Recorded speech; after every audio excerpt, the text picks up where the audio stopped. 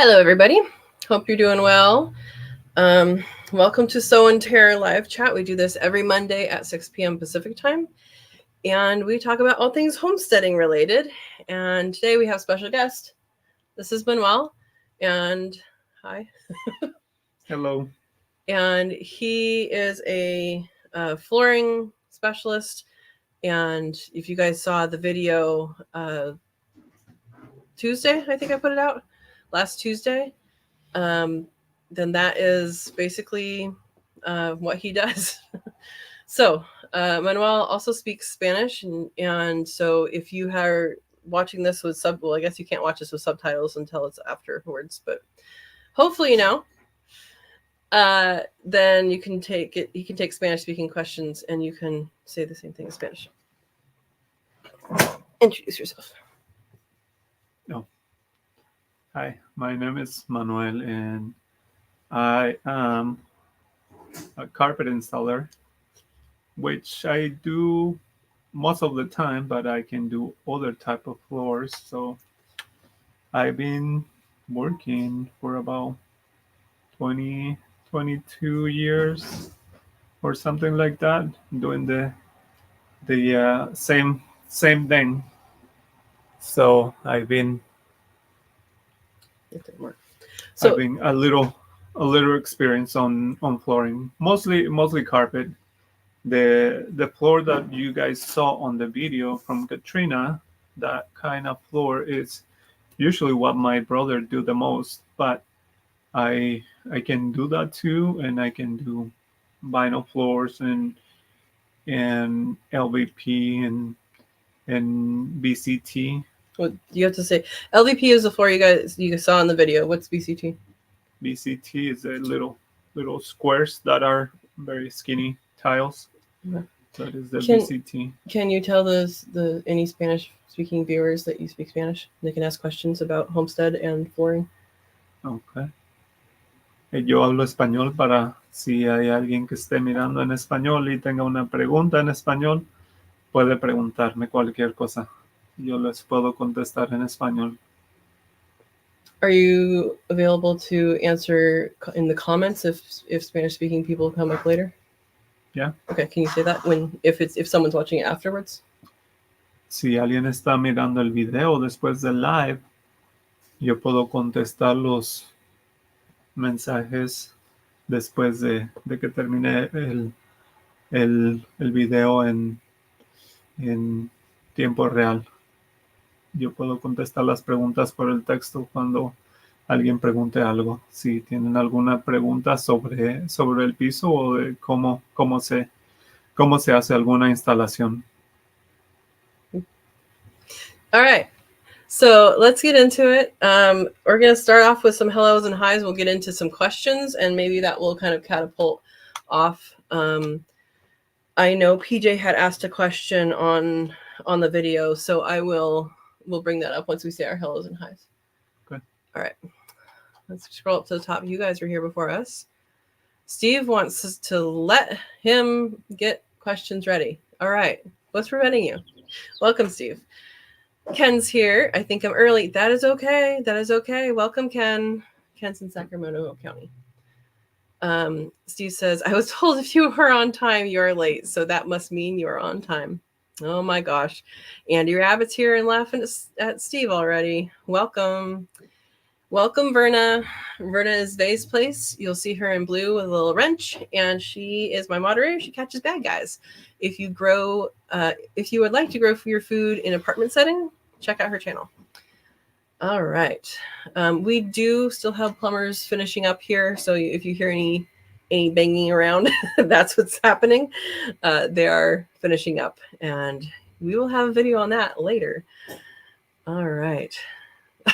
And Andy Rabbit's giving attitude. That's okay. We like your attitude, Andy. Oh, flooring is tonight, not plumbing? Okay. Yes, Andy is vicious, PJ. Welcome. PJ says, good evening to all. Welcome. All right. Steve says, I got your tools, Andy. Oh my gosh. All right. Everybody saying hi. Dawn's here. Hi, Dawn. Welcome. Buster's here. Hi to all. Welcome, Buster. All right. You guys are talking about weird things now. All right. Everybody's saying hello. Oh my gosh. Okay. Steve says, "Hola, Manuel." Hola.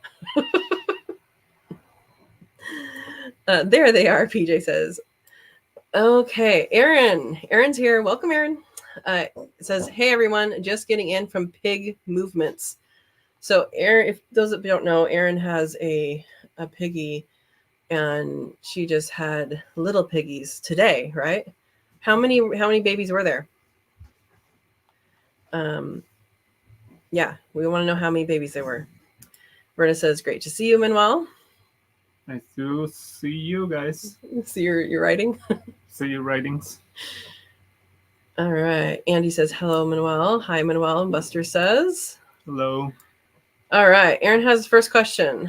Manuel, what tips do you have for blending a seam on carpet? This is probably the most common thing that he has customers ask about.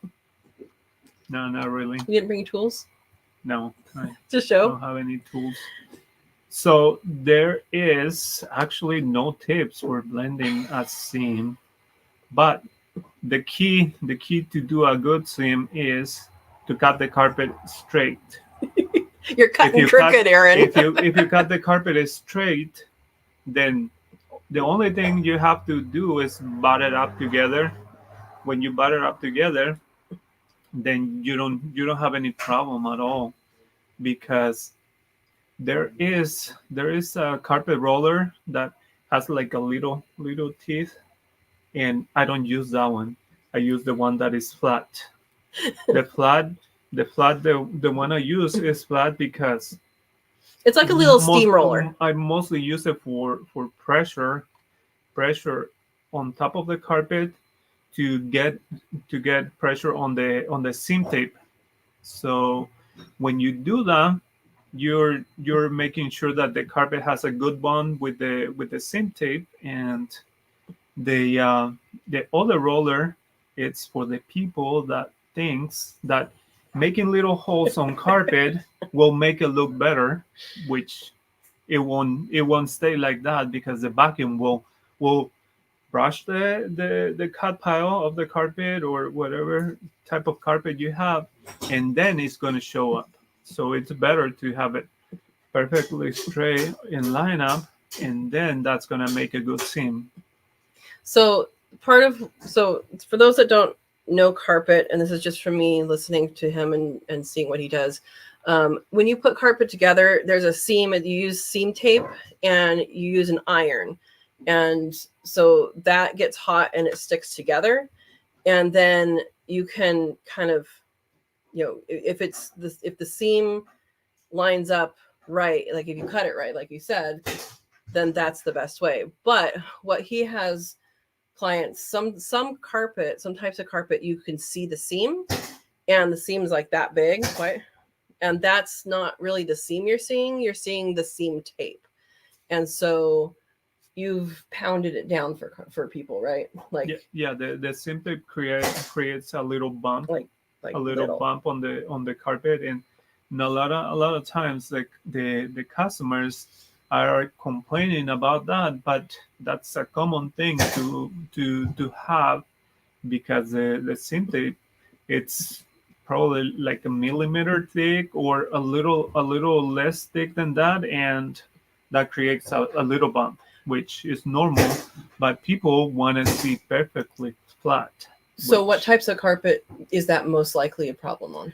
Usually the problem with that is on low profile carpet, like cat pile or Berber carpet. On Berber carpet, there is very few carpets that will hide it good, and you won't see anything, but most of the carpet will show the bump on the carpet. So what we try to do is avoid as much as possible the seams on like walkways or areas where the light will hit against the seam, and that will make it look more visible. So location of the actual seam. Yeah, if it's possible to run a seam long ways uh, across, or I don't know how you will. If you enter a room, it's going with the doorway or it's going across the doorway. If you see the light of the window, okay, you go the opposite way. So so here's the window and here's the seam. So it's perpendicular to. I don't know how is that. If this is the window and this is the seam. Yeah. So perpendicular to the source of light. Is that what you're saying? Yeah. Okay. And then something else that I think probably will do that is you can talk about the direction of the carpet. So like my carpet has a direction, but it doesn't really matter. But some carpets it does. Yeah. So when I went and helped him on a couple of jobs, and I was cleaning up, vacuuming, because that's what they do at the end. There's so much debris of carpet when you vacuum at the end. And I was apparently vacuuming in the wrong direction. Apparently there's a right way to vacuum. No, actually, no, you were not vacuuming the wrong way. The only thing is when you vacuum, the cut pile of the carpet usually goes one way. It's kind of bended like this. Some carpet is perfectly straight, but most of the carpet hasn't bended. And if you vacuum like against where the carpet is going, you're gonna have more trouble going with the vacuum the opposite way. When you go against the cut pile where the carpet is bending, you can move the vacuum easier. But it's not like it's the wrong way. You will have more trouble because the cut pile will move the vacuum a little bit farther to the other opposite side where the cut pile is going.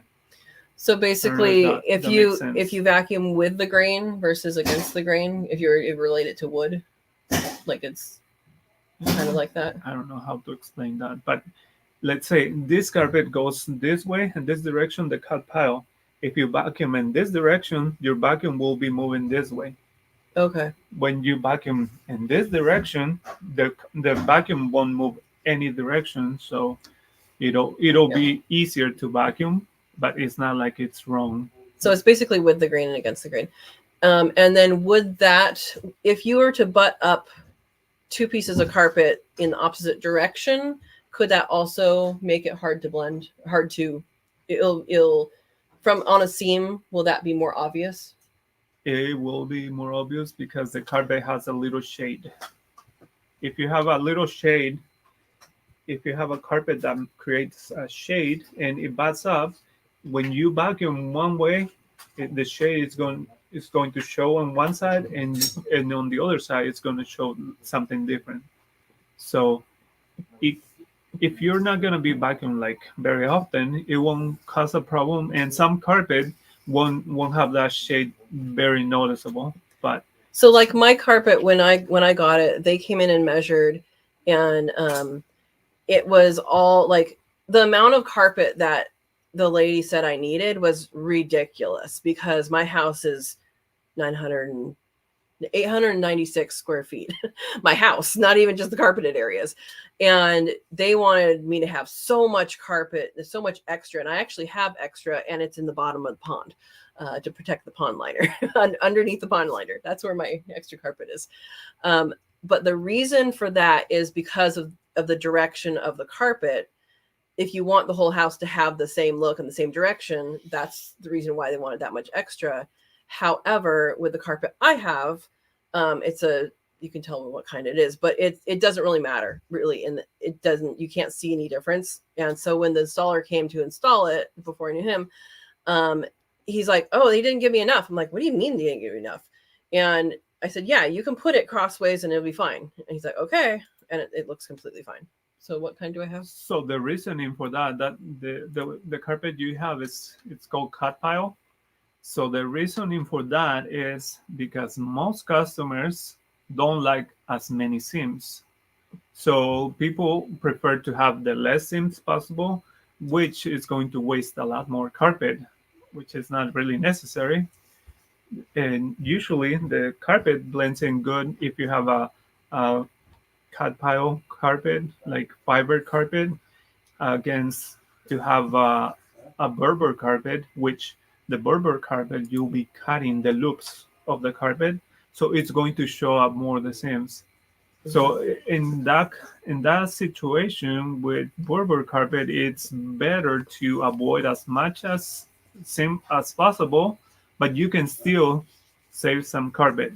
And some customers wants to avoid that and only have one seam, and they will just keep the rest of the carpet, but that will be a lot of waste. And Yeah. what you want to do is to save as much carpet as possible so you don't create too much waste, and that will be better for the environment. But some people care about that and some other don't. Yeah. Is there anything else you want to say about seams? No. Okay. All right. That's good. Thank you. It works? Even though I'm talking to him. All good? Awesome. Thank you. All right. So that is seams. So I'm going to ask you, while we go down a little bit, I'm going to ask you the question that PJ asked. Verna got her package today. Woohoo! Yay. Means there should be a couple other that have it. Good. And so PJ's question was about, so going back to the video, if you guys saw that video for the flooring, they had spacers, these red things against the wall. And PJ was asking, well, do you really need that? Because mine didn't do that. Mine go all the way across the wall. So you talk about that? I know you answered it in the thing, but let's talk about it on here. So do you need spacers? When do you need spacers? And is it okay to not have spacers for the LVP? So for the LVP, and in most cases it's not necessary, but some people would like to use them to keep the material in place, because you have to pound it a little bit to join the seams.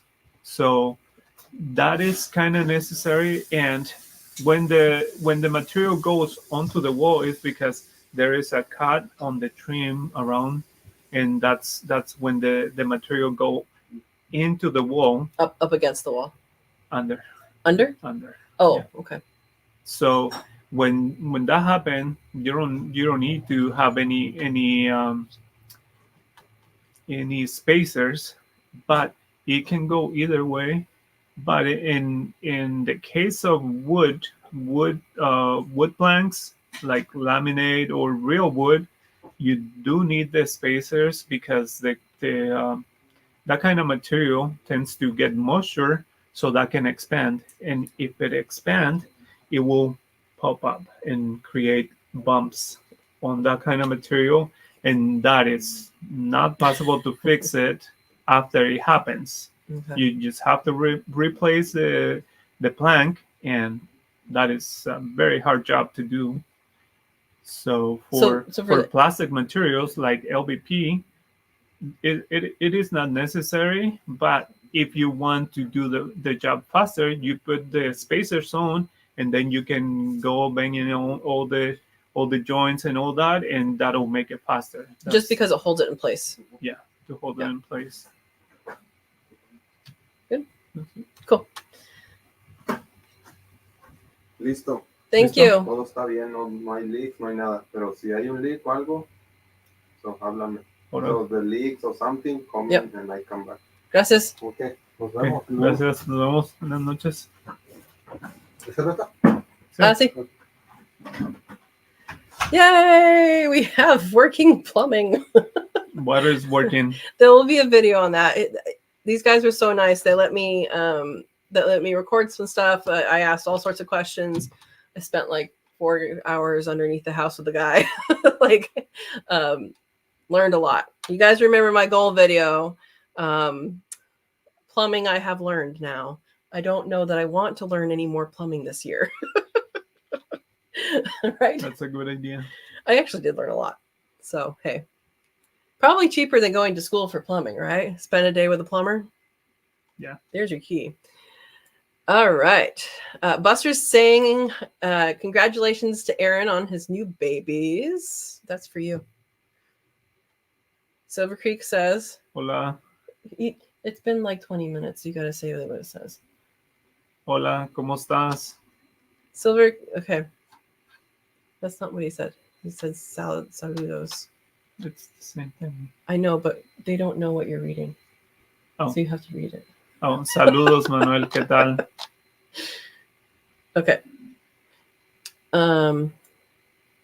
Uh-oh, Aaron wants PJ's cookies. Yeah, that'd be nice. That'd be nice. Hi, Silver Creek. Welcome, welcome. All right. Andy asks, what's the best for blending or ending carpet to hardwood floor and tile floor? So I'm going to say something and then you can give your answer. This is before I knew him.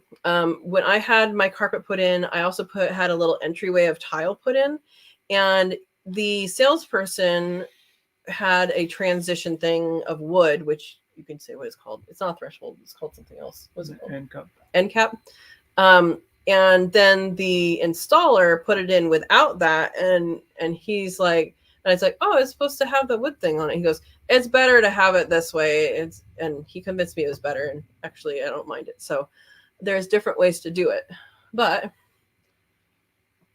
so for blending, ending carpet at hardwood floors and tile floors, it all depends on the way you want it to look, and it all depends too on how high the carpet is, because there is some carpet that is really high, there is some really low, and the tile, it can be really high too or low. It all depends on the floor. So how different is it? It depends on the situation.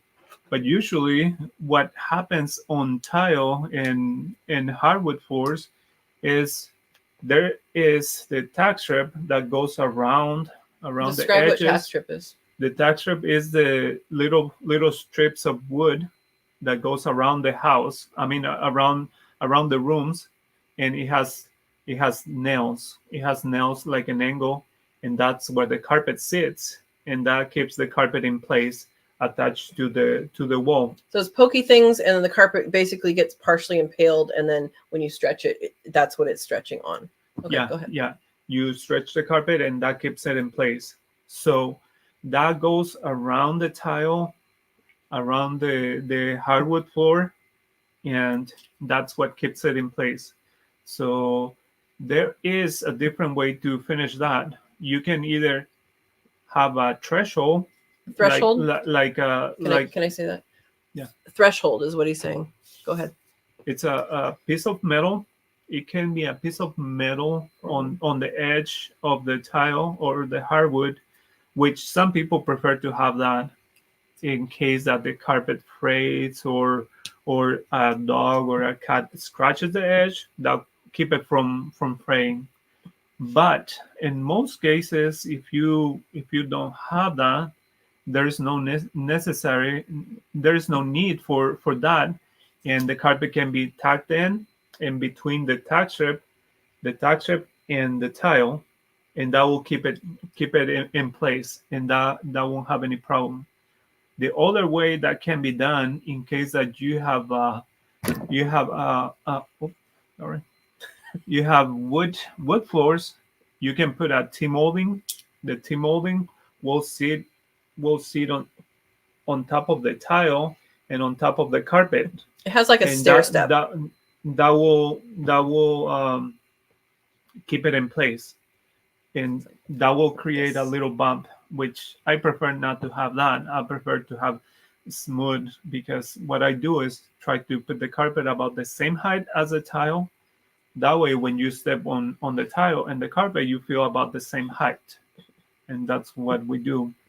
But in areas like on vinyl, we have to have the metal strip, and that will keep the vinyl from kind of like folding up, and that will make it look bad. So that can create a trip hazard, but that's on vinyl. In hardwood and tile, you won't have that problem, but it's always on the customer, however way you want it to be. If you want it clean, a clean transition from tile to carpet, you just stack it in. If you prefer to have a metal strip there, you can have one there, and that will make it look okay and keep it safe, but it's not required. So the tack strip is typically put a 1/4 inch away from the wall, about around that, about a 1/4 inch away, so that if you can tuck it in. It's also tucked in underneath baseboards, so like your baseboards are actually, well, they should be not slammed down on the carpet. You've had to do that. Take it out before, but they are actually tucked under, so you can tuck it under, and that's what the guy did for the tile in my house. Can you talk about ramping up, because I think that's probably what one of the options. I think you said it, but you didn't, because I caught it. Yeah, if the carpet is really low, the wood is higher, and tile is higher, then you can ramp it up. You can double the tack strip and put either shims, like shim the edge of the carpet, and that will create a more smooth ramp to the tile. But that's only if the tile is higher. If the carpet is tile, you don't have to do that. But it always depends on how high is the tile. If the tile is much higher than the carpet, it's always required to ramp it up, unless you want to use an end cap. An end cap, it's like a piece of wood that will sit a little bit on the edge of the tile, and then will smooth down. The end cap is what they used by the door in that video that we did. It's what they used on the door, in the doorway. Yeah. So, okay. That. Yeah. All right. And if any of these questions, any of these answers, if you have follow-up questions or didn't understand something, go ahead and ask again, or ask it in a different way. And we'll try and get these things done. Is it nice to have answers from a professional, right? All right, so Steve says we have to redo a floor. The widest width is 8 feet. Would you recommend 6-inch or 8-inch for framing under the subfloor? You don't do framing, do you? But do you know how to answer that question? What is it? So they have to redo the actual floor. Okay. The widest width of the room. The widest width of the room, is that the thing, is 8 feet. Would you recommend 6-inch or 8-inch for framing under the subfloor? Steve, are you asking about the beams? Usually it's 16 inches for a house. Is that what you're asking? I don't know that I understand the question. Do you understand the question? No. Steve, can you reword your question? Usually 16 inches is usually what, on center, is usually what the underneath the floor is, like the beams underneath the floor. Okay, reword your question, please, Steve. All right, Silver Creek saying hi to Verna. Hi, Auntie Verna. Oh, PJ's gonna make cookies. All right, I'm gonna hold you to that, PJ. Okay. Oh, he has more. In a 6 by 8 feet room with a good amount of traffic, what would you recommend for the subfloor? Do you know what this is? I.e., 4th inch. Oh, I think you're talking about the padding. No, subfloor. Oh, the subfloor? Yeah. Well, usually on floor, it's always recommended to have 3/4 because it keeps the floor more steady because it's a thicker wood. You can go with 1/2 inch, and 1/4, it's very thin. You may not want to use that, because if you have a heavy piece of furniture, it can break. And the carpet will support a little more with the pad, and carpet and pad will give you a little more support, but I would not recommend the 1/4. But if you're talking about the subfloor that's going to be under the carpet, it's always better to have 3/4. So that's what it is. But I don't usually take care of that, because when I do installations of any kind of floor, the subfloor is already there. Sometimes I have to add like underlayment, like a quarter of an inch underlayment for vinyl, or can you define the very difference few. between subfloor and underlayment? The subfloor is the floor that you have on your house, and then you can add like a quarter of an inch or three eighths or 5/8 uh what is it, plywood to add a little bit of height on like on bathrooms. That's what you usually do on bathrooms, to have the floor a little bit higher so the carpet can get around the same height. But usually you have to have the subfloor already installed. I don't usually do any subfloor installation. That's usually for a contractor for building the house. But they're gonna do it themselves. So Yeah, but it is always better to have 3/4, because that will give you more support for the floor when you walk on it. And if you're going to be doing that, I will recommend that you use liquid nails or some sort of glue on the beams. You can put that on the beams and then put your screws on that, because if you use nails, between 10 20 years the nails will get loose, and then there's going to be squeaks everywhere. And we have a video on how to look for those squeaks. So it's always better to have some sort of glue on the beams. Is there a brand that you recommend, or is any of them liquid nails of any sort? Any construction glue will work for that, because you have the glue, and then you will have the screws on it, so that will give you extra support for that. So that'll make it safer. Cool. And it will last longer. Cool. All right, Christina's here. Got my package. Good. You haven't even opened it. That's okay. That's okay. Between pigs and eggs. Well, you have your hands busy. I saw your guys' short little video today with Lane being very surprised. It's hilarious. All right. 5 babies and 1 stillborn, Aaron says. These are piggies we're talking about. Yeah. Oh, PJ got a package too. Yay. All right. Aaron says, I can walk into anyone's house and find the seams in carpet. By no means can I install it, but I can spot a bad seam. Yeah. Yeah, there is common carpets that people or installers don't really care much about doing a good job on seams, so they will just do it, and sometimes it's mostly because they want to rush the job and get it done and go to the next one to make more money. But if you do that, then you're gonna have to come back, or you're gonna have a complaining customer if you don't do it right the first time. So I think it's always better to take a little extra time to make it right the first time, and then you don't have to come back later. He's fixed other people's mistakes too. He gets sent on repairs for other people's jobs a lot of times. Yeah. So you know what goes wrong. Here's a question. What are common things that you have to correct that other carpet installers or flooring installers neglect to do or do wrong? I know stretching carpet inappropriately is one. There's stretching carpet. It's very common because I get. So they overstretch or understretch? Understretch. They don't stretch strong enough. So the other thing is, like I said at the beginning, they didn't cut the carpet really straight.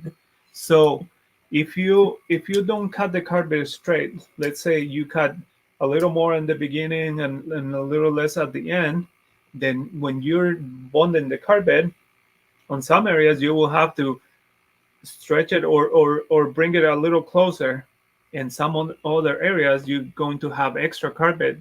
So when you have extra carpet and you have a hot iron, the carpet tends to like bend. When it bends, it can go bend down or bend up, and that will create a little bump in between. So whenever you walk on that area, you will feel something there. And I think sometimes the installers will say there is something wrong with the floor. There was like a wood plank or something that was sticking up, or that's what causing that. But in other places, it is the case. It does happen because the soft floor kind of moves when the people who install the floor on the house, the soft floor, they kind of miss the beams underneath. So some of the boards will go down, and that will create a bump. But that's a different story. When you have the seam and it's kind of crooked, you will have to stretch it or fold it a little closer, and that will create that kind of like a wrinkle in between. And that's a common thing that I have seen a lot of times, and I have to fix it, and it's no fun to fix that. Yeah. So how do you know carpet needs to be restretched? It's because it's very loose. When you go in the house, you grab the carpet by the cut pile or the loop on Berber carpet. You lift it, and if it takes a while to go down, that's a very loose carpet, and then you won't have to stretch it. So it should the snap. the other kind of, yeah. And other way is because it makes big wrinkles, so you can see them. And I don't know if I send you the picture of that, but this is how it looks. He has props.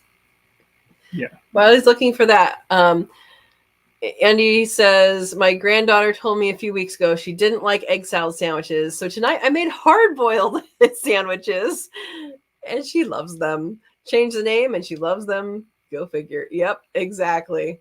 PJ, plumbers weren't that noisy. You did pretty good. You want me to do it? Yeah. Okay. So here's a picture of a really loose carpet. See all the wrinkles? Really noticeable. Yeah. So the problem with that is loose carpet, which can be the installer's fault, and it can be the type of carpet if it's cheap carpet. And any other reason? The pad, if it's a really thick pad, that will stretch the carpet more, and that will create bigger bumps. So people want soft flooring. They should go with a decent pad, but not the thickest pad with a thicker carpet. Yeah. Okay. That's what I did. All right. The plumbers are not noisy. They're gone. They did a good job. Steve says, in laying a floating floor, which is what the LVP is, there are multiple types of underlayment. Which underlayment is best and why?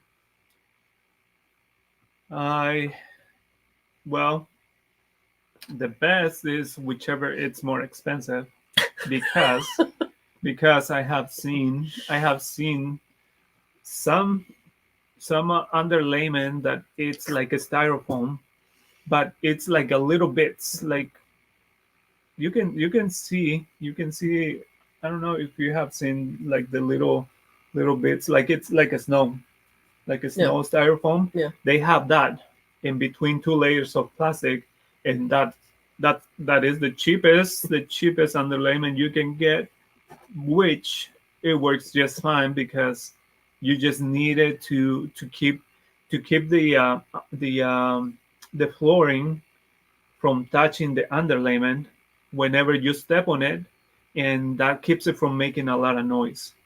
But there is some a little thicker, a little bit, and there is a little thicker pad.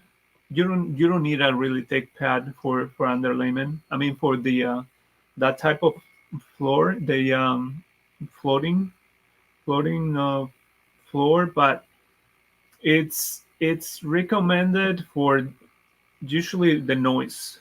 Okay. It's not like really necessary if you're not gonna be like on a second floor or third floor. If you're on the first floor, you don't even need it. But so like the kitchen doesn't have anything.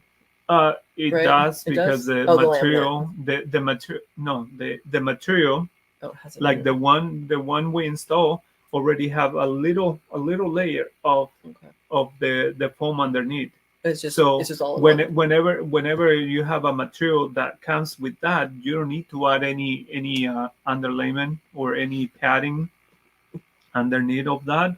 But if you want to add it, that will make it a little more cushiony, which is not necessary for that type of floor, but that can be used. But like I say, it's totally up to you. If you want to save a lot of money, you can use the cheapest one, and that will work just fine. It may not last as the more expensive one, but that will work just So fine. name the name of an expensive one. Like, do they have different names, or they're just all called underlayment? I don't know. Like, if you go into Lowe's, what would you ask for?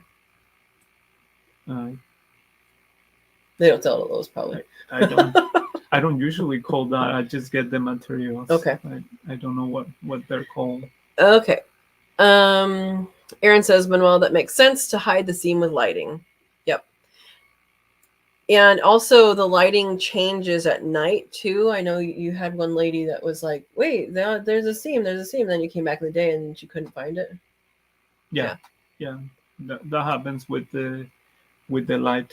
You can see it more during daytime or the nighttime. It depends on where you put your lamps or your light from the rooms. It all depends on the light, the way you see it. Andy says, Steve, for my rabbit shed, I used Coroplast. Do you know Coroplast? Do you know Coroplast? No. Okay. Dawn, did she think it was? No, I'm talking about the egg sandwich. Did you think it was a different sandwich once you changed the name? That's so funny. I agree. Yeah, she says, I guess she did. And when I said we are having hard-boiled egg sandwiches, she was like, cool. Oh, do we say happy birthday to Christina today, or do we have to wait till Thursday? Christina, it's your birthday Thursday? Happy birthday to you. Happy birthday to you. Happy birthday to Christina. Happy birthday to you. I didn't know I was sending you a birthday present. Maybe you shouldn't open it until Thursday. You're welcome to open it whenever. All right. Oh, and Aaron's going live with Verna on Wednesday. Cool. She ate 3 sandwiches that night. Oh my gosh. Was she in the bathroom after that? Hey, Joy. Welcome. Joy's in Oregon. Hello, all. Better late than never. We are talking with Manuel tonight about flooring and whatever else we usually talk about. There you go. Hope all is well. All right. Steve says, plumbing I can do. Sewage I would like to avoid. You know, so my house was built in 1954 in the age of, oh my gosh, I just forgot the name of it. Orange something. Orange something. Anyway, it's basically like cardboard and pitch is what they used to make the sewer out of. So at one point, somebody had replaced halfway into the yard because it goes back to the alleyway. Apparently, it busted or something. They only replaced half of it, and then I had it replaced the rest of it. And so now we're good with that. We're good with that. Orangeburg is what it's called. Yeah, I don't know what person decided that was a good idea, but it's not a good idea. And several houses in the neighborhood had that collapse because the roots of trees go in it and all that. Yeah, Elizabeth did. Well, yeah. Anyway, there you go. Joy says, doing chores in the pouring rain. Oh my gosh, Joy. I know you're getting slammed. We got slammed too. We got over an inch overnight. And then it might be close to an inch. I don't know. I haven't checked it since I was out in the field this morning. I came back and I think it was probably around a half inch then. I just looked at it. I didn't read it. And then, and I had emptied it at 8. and then it poured here. I don't know if you guys saw my short today, but I did a short of, did you see it? I did a short of it pouring, and it, like, the gutters overflowed and all that. It was incredible. So I feel your pain. Eric's here. Hey there. Welcome, Eric. We haven't seen you in a while. I hope you're doing well. I hope your mom's doing well. Welcome, welcome. Andy Rabbit says, thank you. The carpet is starting to fray at the end because the cat under the door. You said cats and dogs, right? I'll have to look at how high the tile is to the carpet. And there's different sizes of end caps and thresholds and stuff. So, like, you're just going to have to see what you have and then go to the store and say, okay, these are my measurements, and they should be able to help you, whatever store that is that you go to. Most stuff in Lowe's and Home Depot that people generally need. Yeah, I think so. And if there is any supply store for carpet installers, you can check that out too. And they usually have a wider metal for the doors, so you can have like an inch and a half, or even 2 inches, which will cover more if the carpet is really damaged by that area. So that makes sense. That may cover the damaged area. If not, a patch can be done too of carpet. And how do you do a patch? Just briefly. If you want to have a patch that you just want to keep it a little longer, just to give you time to get money for a new carpet later, you can cut the carpet where the damaged area is. You can put tack strip underneath, and then you can put some staples around it that will keep it in place. So kind of the same way you do the trapdoor? Similar, yeah. Okay.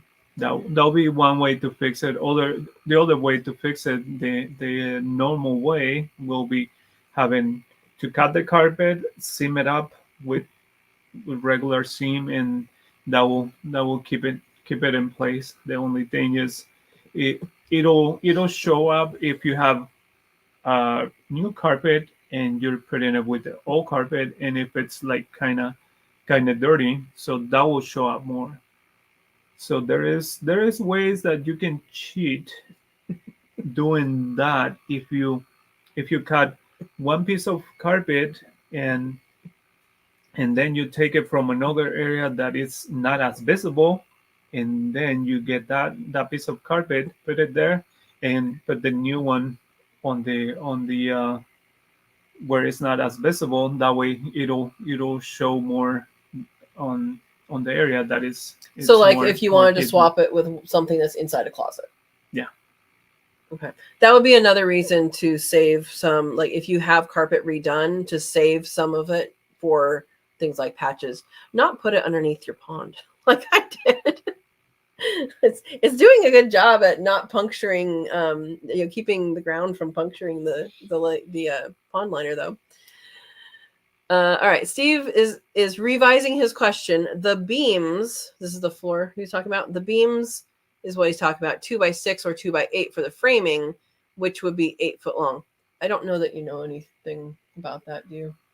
Yeah, no, I usually see the beams when I get to see the floor open. It's a 2x6. I never seen a 2x8, but if you're going to have something really heavy, I will recommend to use the 2x8, but the 2x6 beams, they will work just fine. Okay, so you don't have experience in that at all, but what you've seen is 2x6. Yeah. Okay, cool. All right. Eric says, very happy to be alive. Yes, we're very happy you are around as well and alive and doing good, I hope. I hope. Keep doing good. And I hope your moms keep doing good.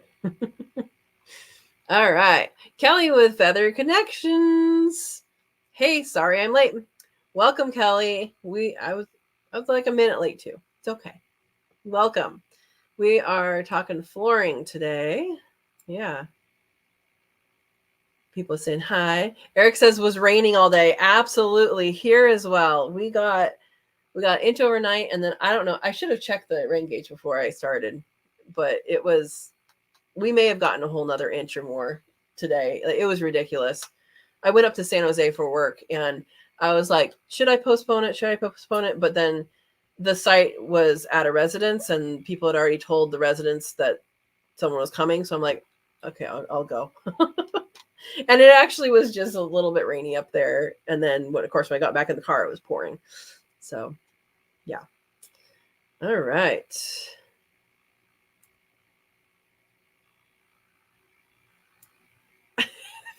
Kelly, okay, autocorrect is your arch nemesis right now? Okay. Oh, you got something too. Woohoo! It scared you? You're so funny. You're so funny. Yeah, I sent her saffron. Nice. All right. You're welcome. Andy says, Kelly, my granddaughter said about your video today. Yes, you can. Then she should ask you how to. Okay, you guys can talk about that. All right. Christina says, thank you for the birthday song. I did open it. I'm so excited for saffron. Awesome. Happy birthday. Jennifer's back. How you doing? How your quail doing? She had negative, 27 degrees, and her quail were doing good. And she had a baby monitor in with her quail so she could see when they laid an egg, so she could go run out and get the egg before it froze. Mm-hmm. Nice. Got your steps in, didn't you? I hope you're doing good and your quail are doing good too. All right. Orangeburg, compressed wood fibers and asbestos. I didn't know it was asbestos. Thank you, Steve. Yeah, it was like I read up on it, years ago when I had that replaced, and it's just like, who thought this was a good idea? I thought pitch was actually in it too. I don't know, maybe they had different versions. Yeah. All right, Eric says my mom is great. Good. All right. Oh my gosh, Steve, you try and take Eric's place. Says to Eric, why did the 0 start dating? It wanted to find the one. Oh my gosh. You saved that up, didn't you? Andy Rabbit says, I woke up with ice so slippery, then it started to rain. This is the first time I have ever seen it rain and not melt the ice. My parents got snow, then freezing rain, then what did I say? Some other thing, and then more freezing rain, and like melt and freeze and melt and freeze, and like they have icicles because it's melting and freezing. And they sent a picture of I should probably show that, huh? Since you're showing pictures on your phone. It's just like everything's capped in just, well, now it's not like this anymore, but this is what it looked like. My dad sent me this, and it was like an ice rink out there. Yeah. Anyway, there we go. We're getting rain.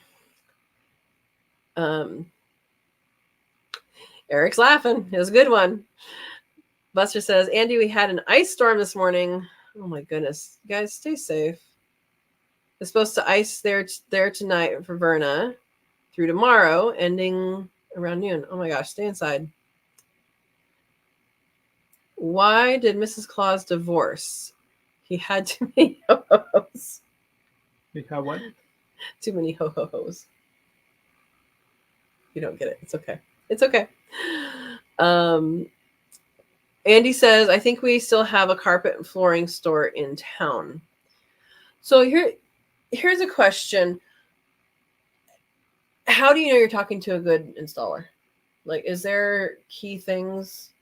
No, nothing to look for? Someone that listens to you? Probably. Okay.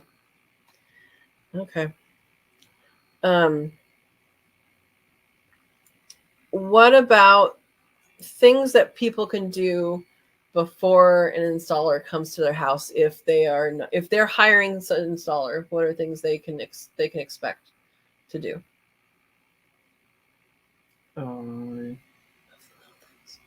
What? Move the little things. Oh, you're asking what you expect? Yeah. Well, it's better to have an empty house, but if it's not possible, if they can move all the little stuff, which it's like the knickknacks or sheets from the beds, that makes it a lot easier, because there's people that don't like to move anything, and we have to take care of that in order to do the job, so that takes time. But yeah, moving all the little stuff, and we can take care of the furniture if that's necessary. But it's always better to have an empty place to work, because that makes the job a lot faster, and it's a little bit easier to work with, because sometimes you have to move things from one room to another, and that creates a little less powerful stretch, because you're not going to have everything set at once, and then you're going to have to stretch at the end in different directions. So that can cause a little bit of trouble with power stretching the carpet, but it can be done. It's just a little more struggle. So if you have a piece of furniture that's huge, that's not going to be out of the room, because sometimes people build furniture in a room and it's humongous, or there's a humongous house, what are tips that you have for people to still get the carpet stretched or the flooring done, whatever type of flooring it is? I'm thinking carpet because stretching is a big thing. With having a piece of furniture in the room that you're working in. I don't really get the question, but like when you have a humongous couch that's not going to go out of the room. If that is the case, that can stay in, but it can get on sliders. We can move it from one side to another, and the carpet will be stretched the right way, as long as we have enough room to move it around. And the carpet installation should be performed the same way. The only thing is it's going to take longer if you have furniture on the room that you're going to be working on. So when you actually stretch the carpet, is there a side of the room that the heavy piece of furniture needs to be on? No. Well, can be anywhere. It can be on the opposite side where you're stretching. That way the carpet gets stretched better. So if you're stretching this way, it should be on this wall. On the opposite. Okay. On the opposite wall. This is a slider. It has a dent in it because it's underneath the coffee table, but they have a hard side and they have a soft side. Can you describe it? It's just foam. Not describe what it is. How to use it. Oh, yeah. When you use the sliders, so these sliders, some people like to lift the furniture to put this in, but you don't really have to lift it. You just tilt it to one side and push this in with your foot, and that will put it in place. And that makes the job a lot easier, because you don't have to lift the whole thing if it's like a really heavy piece of furniture. And you can get these at Lowe's and Home Depot. Yeah, anywhere. Yeah. And where you can get those, and if in case that you don't have that, you can use straps. The straps can go underneath the legs, and you can grab the straps and then pull it with that. Are you talking about it? It's for straps? See, I got him some straps. What are those called? Straps. They're just called straps, but they have like little places for your arms to do that. But you've also used just ratchet straps, right? Yeah. You can use the ratchet straps, but they won't be as comfortable as the mover straps. The furniture mover straps, they have the little loop where where they have like a little foam to go on your hand, and you can lift it without putting too much pressure on your hands. That makes it a lot easier to use those kind of things. Okay. Anything else about moving furniture since we're on that? No. Okay. I think just to move furniture, the best thing to do is to get all the drawers out to make it lighter, and if it's the lightest possible, that will make it easier to move, and the less likely will be getting damaged going around the corners. If you have to go in several corners, then it'll be easier to move it around if it's not too heavy. So that will make it easier. Andy Rabbit says we could go ice skating in the road today, but I couldn't get off the porch without slipping. I bet. And Buster's saying that's the way it was here. Wow. Verna says the woman picked up her blue Havana today. So Verna sold a rabbit and gave me twice your asking price. Wow. He told her she gave too much. She sternly said, keep it. That's awesome. That's awesome. Buster says it's great too. Awesome. Yeah. Success. All right. Let us know any other flooring questions you have. I'll try and think of some that I know you've come across. I think fixing things was most of it. Yeah. Oh, Eric says a furniture store salesman said you can fit 5 people on this sofa without a problem. I said, where am I going to find 5 people without a problem? Eric, you're so reliable. I love it. Oh.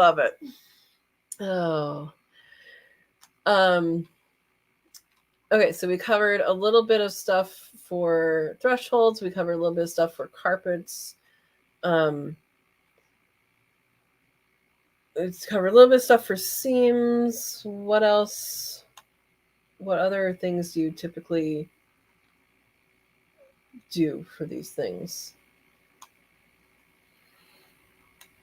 How about putting stuff under a baseboard? Because that's something I've seen you do that's really easy, but probably people who don't know how to do it might be. What do you mean putting stuff? With ice pick.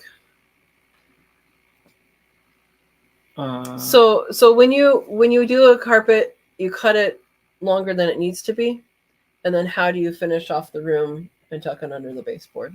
So for that, you don't really need to tuck it under the baseboard, because a lot of times on houses, when they have hardwood floors, the baseboard has to go all the way to the floor. Mm-hmm. It's touching the floor, and it's brought up to the hardwood.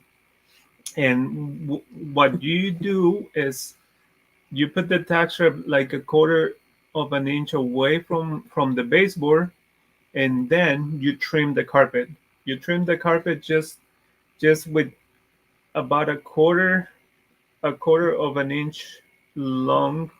The trimmer to cut the carpet around, it has set a certain distance.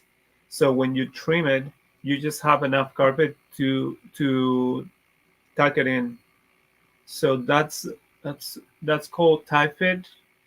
When you tie fit is when you tuck the carpet in, but the carpet don't go under the baseboard, which is not necessary, but it's much easier to install the carpet when you tuck in the carpet under the baseboard if the baseboard has enough space in between. And sometimes the common problem that we come across is when people install baseboards, they don't think about how thick is the carpet. They don't ask how thick is the carpet to the customer.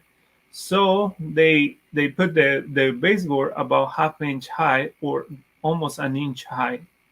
And that causes a problem because you will have a big gap in between the carpet, because the carpet, we cannot push it up. We have to push it down in order for the nails to grip the edge of the carpet.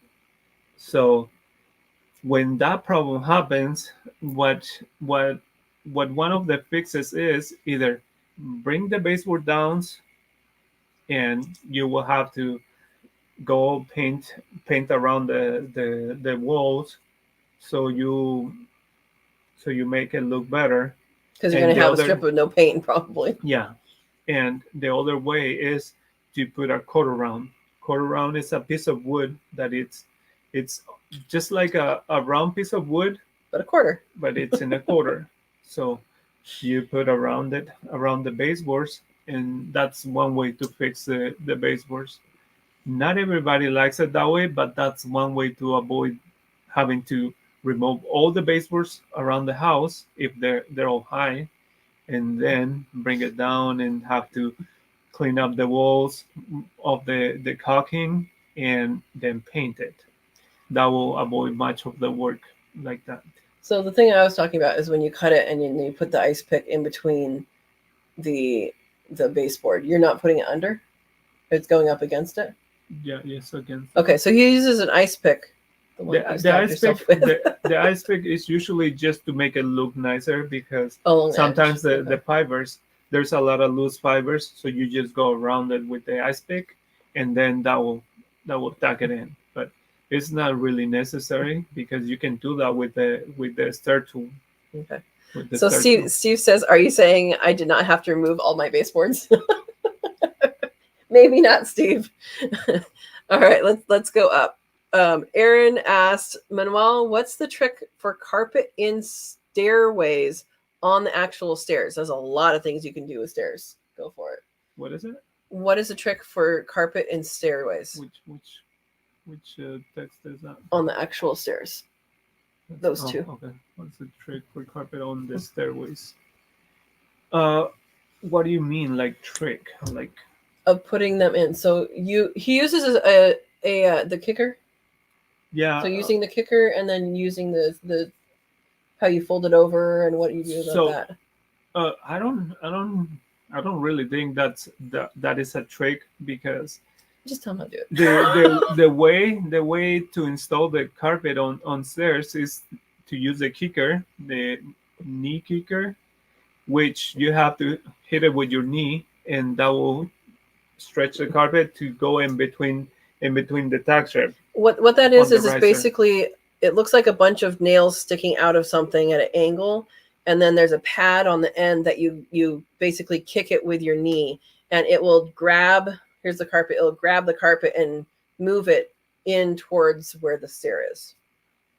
But there is another tool, which is a stair power stretcher that you can use to stretch the carpet without kicking anything, without hitting anything, and that will stretch the carpet, and then you go down and tuck the carpet on the stairs. And I don't know if this is part of the question, but the different ways to install the carpet, it's like waterfall. Waterfall will go with the carpet like this. The waterfall will go. The carpet will go down just like that. And the other way is a bullnose, which the carpet will go around the nosing of the stair and will go down to the riser. So you will have a different look on the carpet that will make it look nicer, which I like it better that way. But a lot of people don't like it that way, just prefer to have a waterfall. That's the name of the way of the installation for that. So that's two ways to do the stairs. But like tricks to do it, the only way is to kick it in. If you kick it the right way, you're gonna stretch the carpet enough, and that won't create the bubbles. And on the edges, it's always better to have tack strip too, so you can stretch it sideways too, because a lot of the times the carpet gets wrinkles in the middle. So describe here's a stair. Sideways. Here's a stair. here's the up, here's the down. Riser. Where do you put the tack strip? The tack strip goes on the bottom. No, here's the stair. The tack strip goes on the bottom, and where the riser is. Okay. And on the sides? On the sides is next to the wall on each side. But not on this part. No, not on the downside. And then you also have your stair tool, which you go. Yeah, the stair tool is to tuck the carpet in. Basically, he folds the carpet with it, though. That's what you're doing, right? I mean, that's what I see you doing. Tuck it in. Yeah. Okay. Tuck it in versus. And then also patterns on stairs can be tough, right? Is that just an experience thing, or do you have tricks for that? Well, for pattern, if you have like a certain pattern and you want to keep the pattern, I think you may have to cut each stair individually to keep a certain pattern if you need it to be that way. Otherwise, we usually just run along, and whichever figure comes on any stairs, it goes like that. So usually customers don't complain about that, but there are some places where we do have to keep it in certain way, so we have to cut them separately. And when you cut them separately, you make sure that you have the same figure on the same spot for all the stairs. That will make it look evenly everywhere. So it can either be one piece that goes all the way down, or it can be here's a piece, here's a piece, here's a piece, like that. Okay. And then spindles. Like, describe what turn and tuck and like getting. A turn and tuck it's not part of the spindles installation. No, but two things. But the turn and tuck is when you have an end of the carpet and you just bend the carpet. You bend the carpet and then you put staples on the edge. And by staples, you mean? That way you avoid having a threshold or a metal piece on top of the edge, and that will keep it in place. The staples are like 3/4 long, and that's what keeps it in place. Okay. And then spindles, you just have to cut and. Yeah, the spindles you just cut around it. You have to have tack strip around the spindle. You cut around it and tuck it in, and that's how you install it around the spindles. What about tips for doing carpet on metal stairs? Metal stairs, there is not much tricks about it other than using glue, because there's no other way to install carpet on metal stairs. That's the only way. With glue. What about the difference between installing the tack strip on a wood floor versus a cement floor? For cement floor, you have to have different type of cement nails. It's a concrete nails, which can be tacks. It can be like 1/4 inch, 5/8, or 3/4. 3/4 is for some type of concrete that can break easily, but you need to go farther down to keep the nails to keep it a strong bond on the tack strip. The little ones are for the type of floor that can break easily, because they use a lot of little pebbles. I don't know what you call that, but the cement is mixed with little pebbles, and they break easily. So you have to use smaller nails.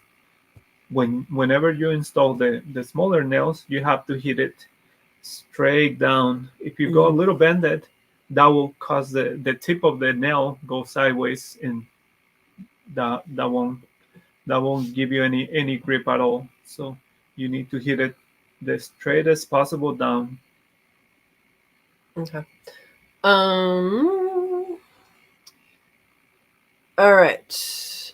Verna asks if the metal strips they put between the rooms bend and come off. I think she's talking about the threshold. What is the problem of not replacing those strips? So if they come off, what happens if you don't replace them? I cannot picture the problem there, but It might fray on the end. Yeah, I think it might do that, but I will have to see a picture of the problem, and I can probably give a better answer for that. But it's not a common problem to have. But if you're talking about the metal strips in between rooms, it's because you have different carpet and different installation and different times, and that metal strip can be taken off and get replaced with a different one, and that will keep it steady. But I'm not sure if that's actually the question you're asking. I think she's saying, if it comes off, why not just leave it off?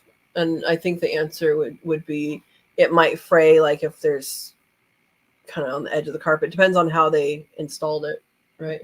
Yeah. Okay. Switching topics. Steve says, when you do a laminate floor, do you start in the center and go towards the wall, or do you start in one corner? What is this about? This one. That one we already answered that. That was with the carpet on the stairways, on the actual stairs. Oh. Yeah. So when you do a laminate floor, do you start in the center and go towards the wall, or do you start in one corner? How you install? You usually install on the corner on one wall. You only start in the center when you're going to install hardwood floor and you're nailing the hardwood. You never start in the center with any kind of laminate, because you have to pound it down, so that's gonna move. So you usually start by pounding it down. You mean like tongue and groove? Yeah, pounding it in this way. So if you're going to install laminate, it's always better to start on one of the longest wall, and you start at the beginning, the closest to the wall, and if the wall has like a little indentation, like there is a doorway that is going to go out, or any of that, you can either cut a piece of the laminate and bring that inside of the groove, or put a different piece there, and then go with the rest of the line against all the way on the wall, and that's how you can start a line on laminate. You usually start with one or two or even three pieces, and then go along all the way. But if you start only with one, if you start installing the second one, you may have some problems, because you have to kind of pound it in, and the other planks may come loose. So it's better to have two lines of laminate together, and then go all the way to the end of the wall on the longest wall. It all depends on if you want to run the laminate the lengthwise or the other way. It depends on how long is the room. Usually the installation goes with the longest side of the room. If you go with the shortest, people usually say that going along the longest way, it makes the room look bigger, which I don't really agree with, but that's what people say. So it all depends on the way you like to have the grain of the lines on the laminate. I've also heard that if the lines go with, like, if here's the door, and there's a door, and it goes in the same direction as the door, then it looks bigger. But I don't know that. That's what people say. People may say, but I don't think that's the case. Okay. Eric says, I have furniture that goes back to Louis the 14th. Well, unless I can pay Louis by the 13th. Eric. Oh, he has jokes. Steve says, are you... Oh, I already said that. Eric has another. How to go down a staircase. Step 1, step 2, step 3, step 7, step 11. In other words, you're just going, huh? All right. Steve says, when you do stairs, what... Oh, here's a good thing. Do you start at the top or the bottom of the stairs? That is a good question, Steve. Always at the bottom if you're doing it with the kicker, and at the top if you're doing it with the power stretcher. That's always the case. And you do the landings first, or does it matter? And you can do if you're going to be doing the stairs separate, you can do it either way. You can start with the top, go to the bottom, but it all depends on how you want to work that out. But when you're doing the staircase all in one piece, you have to start on the bottom if you're going to be using the kicker. If you're going to be using the power stretcher, you have to start on the top if you're going to have only one piece of carpet. Because? I just said it, that because you have to keep going with the installation with one piece. With separate stairs, with separate pieces of carpet on each stairs, doesn't matter if you start on top or bottom. I prefer to start on the bottom, but there is some cases that if I start on the top, I can cut the carpet on the bottom. When I cut the carpet, I cut it like a half inch short or a quarter of an inch short. And when I bring the other stair, I kick it in and then I cut it, then I can tack in easier the carpet. But that's usually on carpet that is like really, really tough carpet that needs something to be holding that area. Mm-hmm. And that's one way to install it. But it all depends on how easy is the carpet to work with. But the common thing is with the kicker, start at the bottom to the top, and with the power stretcher, which is not very common, the power stretcher. But if you don't want to kick any part of the carpet, you can always use the power stretcher. So the power stretcher has like a little crank thing. It's like a come along for kickers. So it still has those teeth that go in, and then you just crank it instead of kick it with your knee. But it's more expensive by a lot, right? I haven't come across one, so I don't know how expensive they are, but okay, they should be more expensive. So expensive they don't exist. All right, Ed's here. Welcome, Ed. I am glad you are up and good. I hope you continue to be good. Hi, everyone. Wife went to bed. We were watching anime. Hello to Wendy. I guess you'll have to say hello to her in the morning.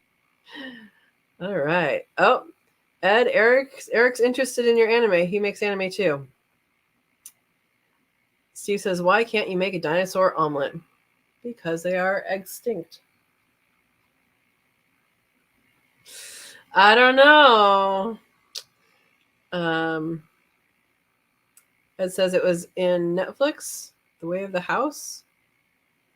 Oh, you watch all kinds. Yep. There you go. Uh-oh. Eric's going to challenge you. He wants to turn you on to more modern stuff. All right. Uh-oh. You're gonna do special art project, Eric. Yeah, you were on. So Ed was on my live right after the QuailCon. Yeah, they were Ed and Wendy were on the live. I went like this and I held it there for like 45 minutes. I don't know, maybe it was longer than that. I was literally holding my phone just like that. Anyway, there you go. At QuailCon, yep. Okay, so Verna's saying it's all cheap flooring, no carpeting. Okay. So. Oh, so I know what you're talking about. So if it's broken, it's always better to replace it. If you don't, I don't think anything will happen. But if it's broken and it's kind of loose, you can add some glue underneath it. If the piece is all it's all in one place, but it's kind of loose. That way you keep it steady on the floor. You can add some construction glue underneath.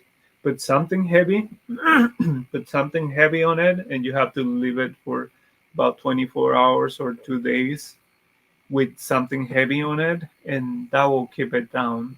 If you use Gorilla Glue, that's a really good glue, and it's not as expensive because there is like smaller containers in like Walmart's or some other stores, and you can use that. Okay. That will keep it steady. But if it's like broken and in pieces, I think it's always better to go and find one at Home Depot or Lowe's. They have different kinds that can be cut easily with a little saw. You can use a hacksaw. You can use a hacksaw or no. It's always better to cut with the hacksaw because it makes a cleaner cut. So you cut it to the width of the door, put it there, and then glue it, and that will fix the problem. Well, you have to remove the old one first and then put the new one in. Okay. It all depends on what kind is the one you have. Hopefully that answered your question.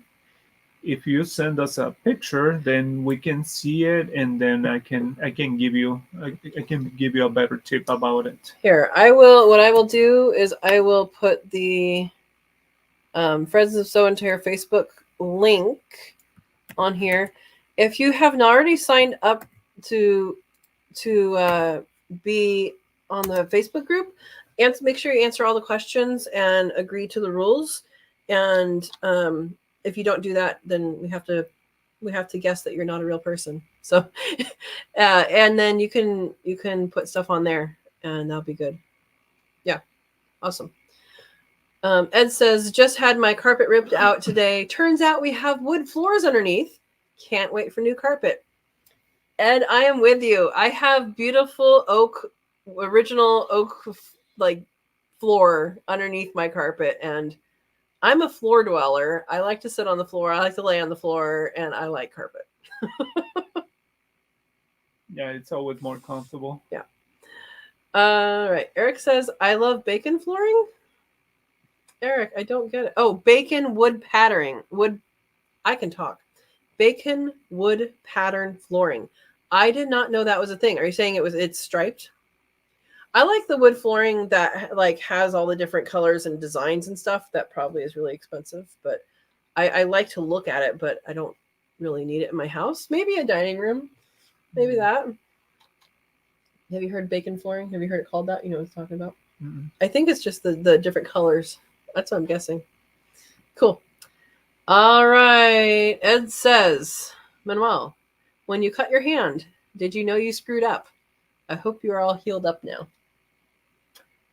I know when I saw it because I didn't feel anything. He cut through the nerves and the tendon. Yeah, I didn't feel anything at all. And Katrina was saying that I was probably shocked or something. That's why I was not feeling it, but I did not feel anything at all.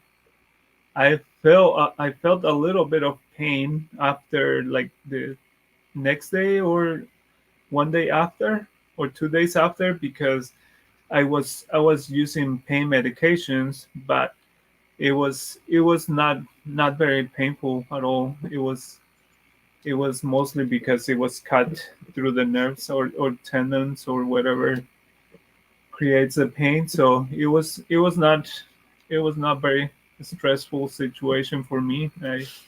I took it lightly.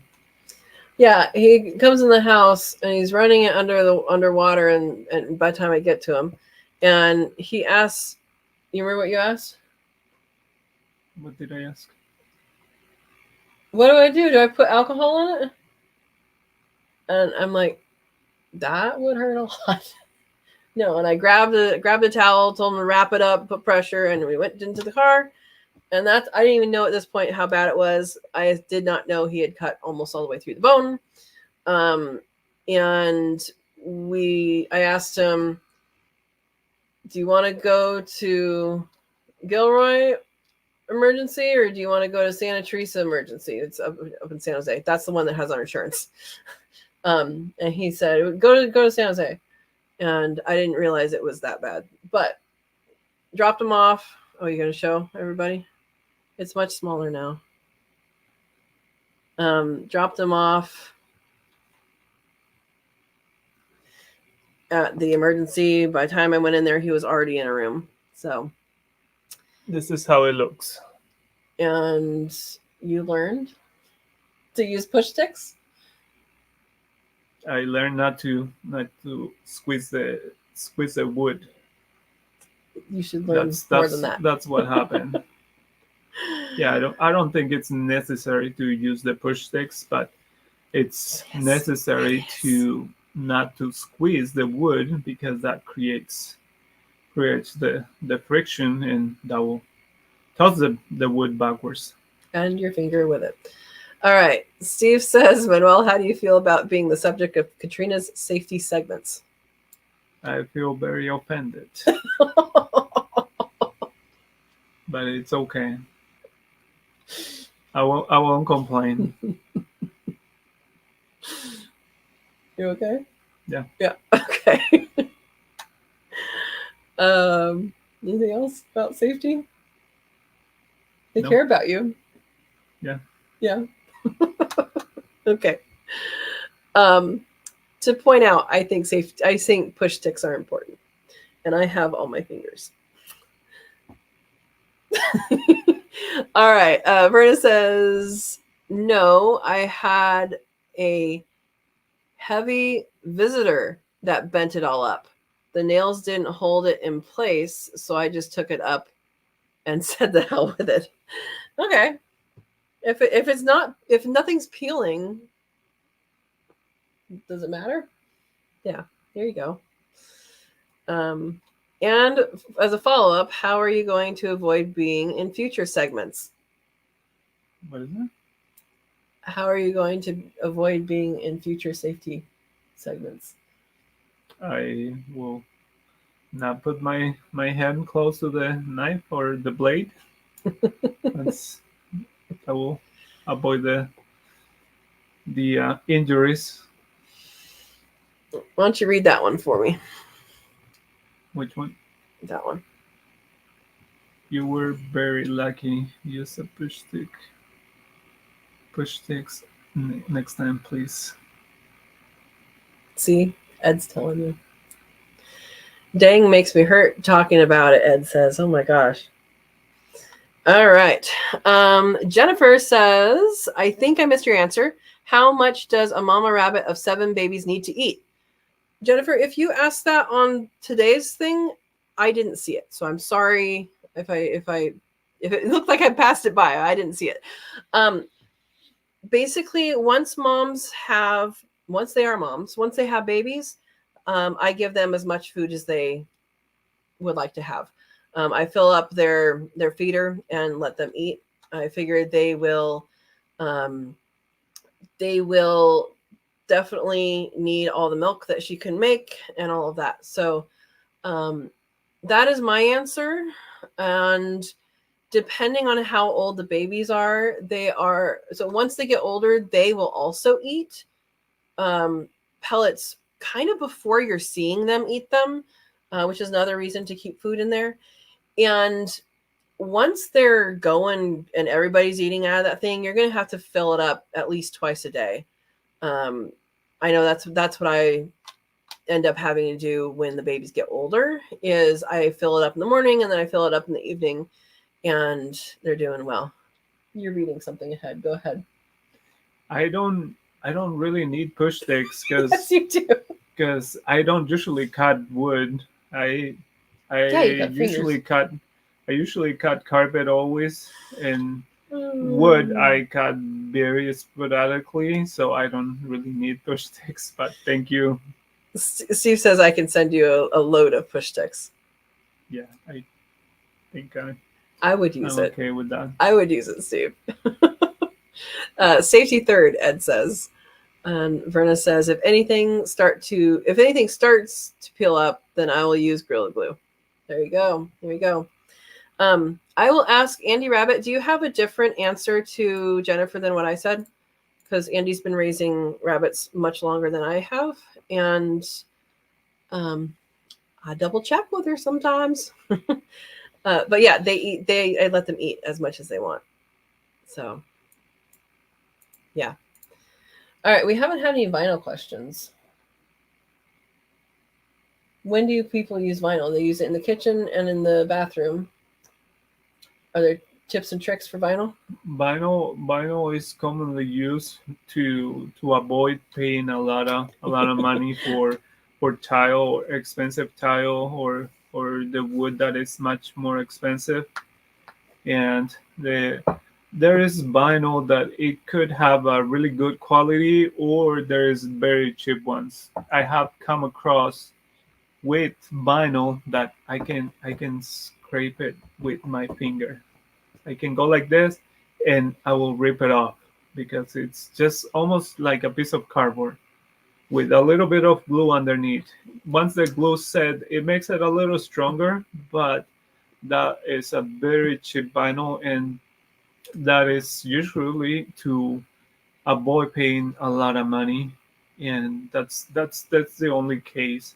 There is vinyl that is very expensive vinyl that will have much thicker density, and it has felt back. Felt back is like a cardboard type of backing, and there is the ones that it's the plastic back, which is much more sturdy. And some vinyl has a little cushion that is like a millimeter thick cushion.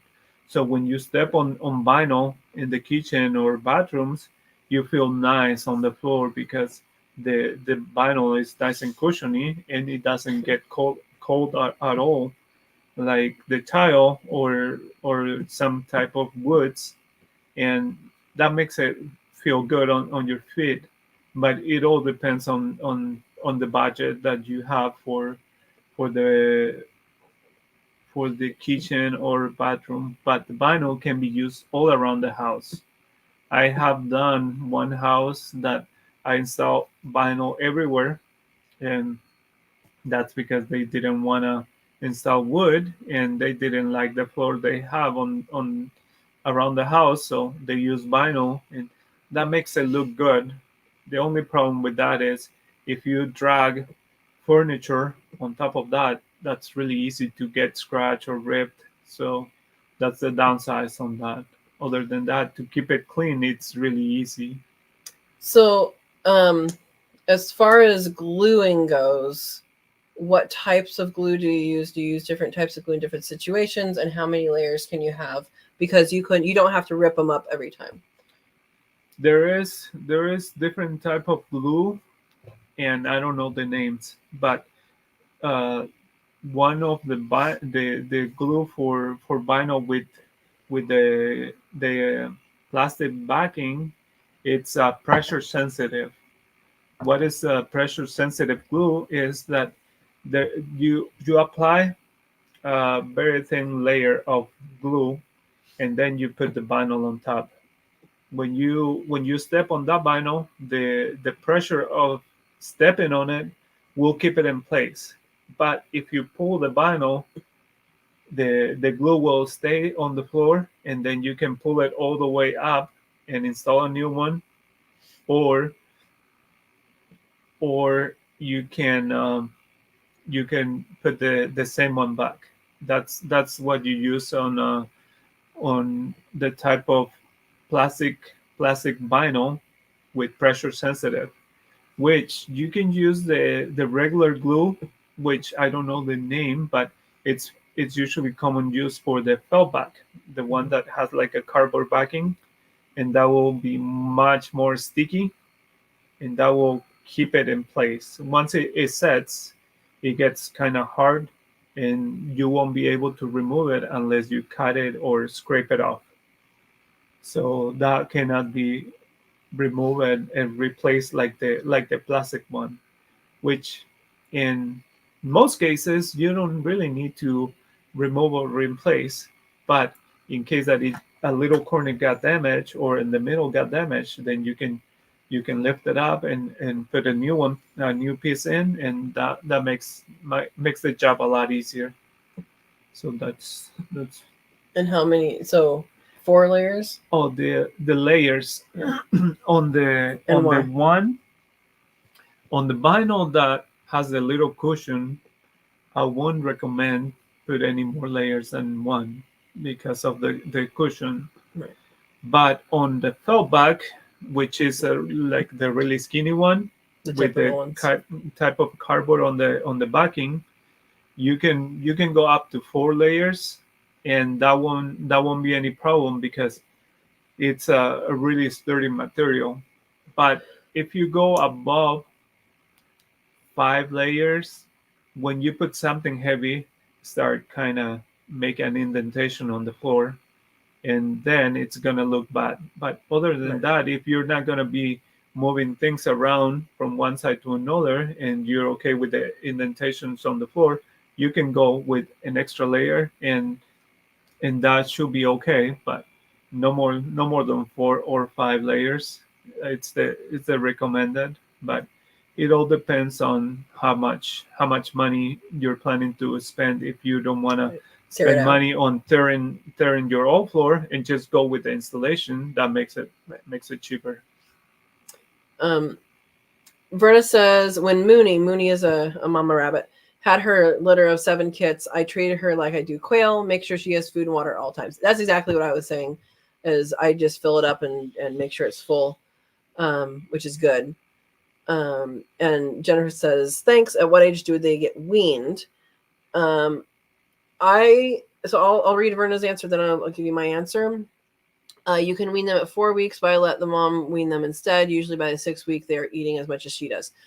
That's what Verna says. So I wean at 5 weeks, and I rebreed at 2 weeks. So once the babies are 2 weeks old, that's when mom gets rebred. And then I wean them at 5 weeks old. And then that gives her a week to, dry off and get ready for new babies. And then she'll have more babies. People breed them closer together than that. People breed them further away from that, time-wise. And for me, 5 weeks is good. I feel like that's really a good number of weeks to wean. And so the last ones of the year, I usually just let them be with mom for the whole time, unless it gets really crowded. But they tend to, stay with mom. And I've had some stay, like they were fully nursing all the way up to the end. And we see them nursing, and they'd be like these little big bunnies underneath, and she'd be like, okay. This was Meatball. Meatball was the wonder mom. And she looked silly with all these little babies kicking out underneath her, and she'd get kicked in the face. And you remember that? Yeah, it was pretty funny. Yeah. Yeah. So that's what I do. And they will start eating the hay in their nest box really, really early. I mean, they'll start eating it like at least by 2 weeks. You start to see them chew on stuff, and then you'll see them eating. You probably won't see them do it until all of a sudden you catch them all doing it, but they do eat the pellets at a pretty young age too. Once they start getting out of the nest box, that's hard to say, and they see what mom's doing, they're gonna do the same thing. They're gonna go over, they're gonna mouth something. They might not quite eat it, might just be mouthing it, and then they'll start eating it at quite a young age. but they are still nursing, and they'll eat both. So yeah, that's good. And Buster says Katrina needs 2x4 push sticks, 8 feet long. She can build away. That might be a little much, Buster. Okay, Steve is asking, what would you recommend to use in a bathroom floor? That sounds open-ended. If you had a bathroom and you can make it anything you want, what would the floor be? What happened? What would you recommend for a bathroom floor? For a bathroom floor, what kind of material? For bathroom floor, I think it's good to have vinyl because of the water. If it's going to get wet all the time near the shower or the bathtub, and you can use the vinyl, the LVP, like the one that we install in the kitchen, which is plastic, and that will keep it from getting water on the subfloor. But in order to do that, you need to seal the edges too with caulking or silicone that will prevent any leaks. But I do recommend, if it all depends on the budget. I recommend either vinyl or LVP. Those are very accessible with Tile? the price. No, the LVP. No, I'm asking about tile. Tile's what I have. I have no idea. I never installed tile, so I have no idea on the price and installation. So that is something that I don't do. But people do carpet in bathrooms, which I have. The job that I'm working on today, it's a very small bathroom where I am almost fit in there. I have to squeeze in to open the door and close the door like a camper. in order to go into the toilet, and they go with carpet around it.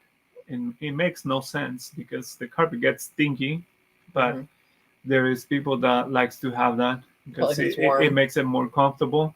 But the most common thing is it's vinyl or LVP in bathrooms to keep the water from going to the underlayment. From to the subfloor. But it's totally up to you. If you need to have tile, that's something that can be done. It depends on your budget for that. So the more affordable options, it's vinyl or LVP. Those two things. And when installing in a bathroom, what happens to the toilet? It needs to be removed. You need to remove it, replace the wax ring. There is different type of wax ring. You can use a wax ring or the rubber ring that can go around the sewer line, and that will keep it from leaking on the floor. When you use the wax ring is beeswax. Yeah, it all depends on how tall is the toilet. If the toilet looks like it's really high, there is a thicker wax ring that is like an inch thick, and there is like thinner ones.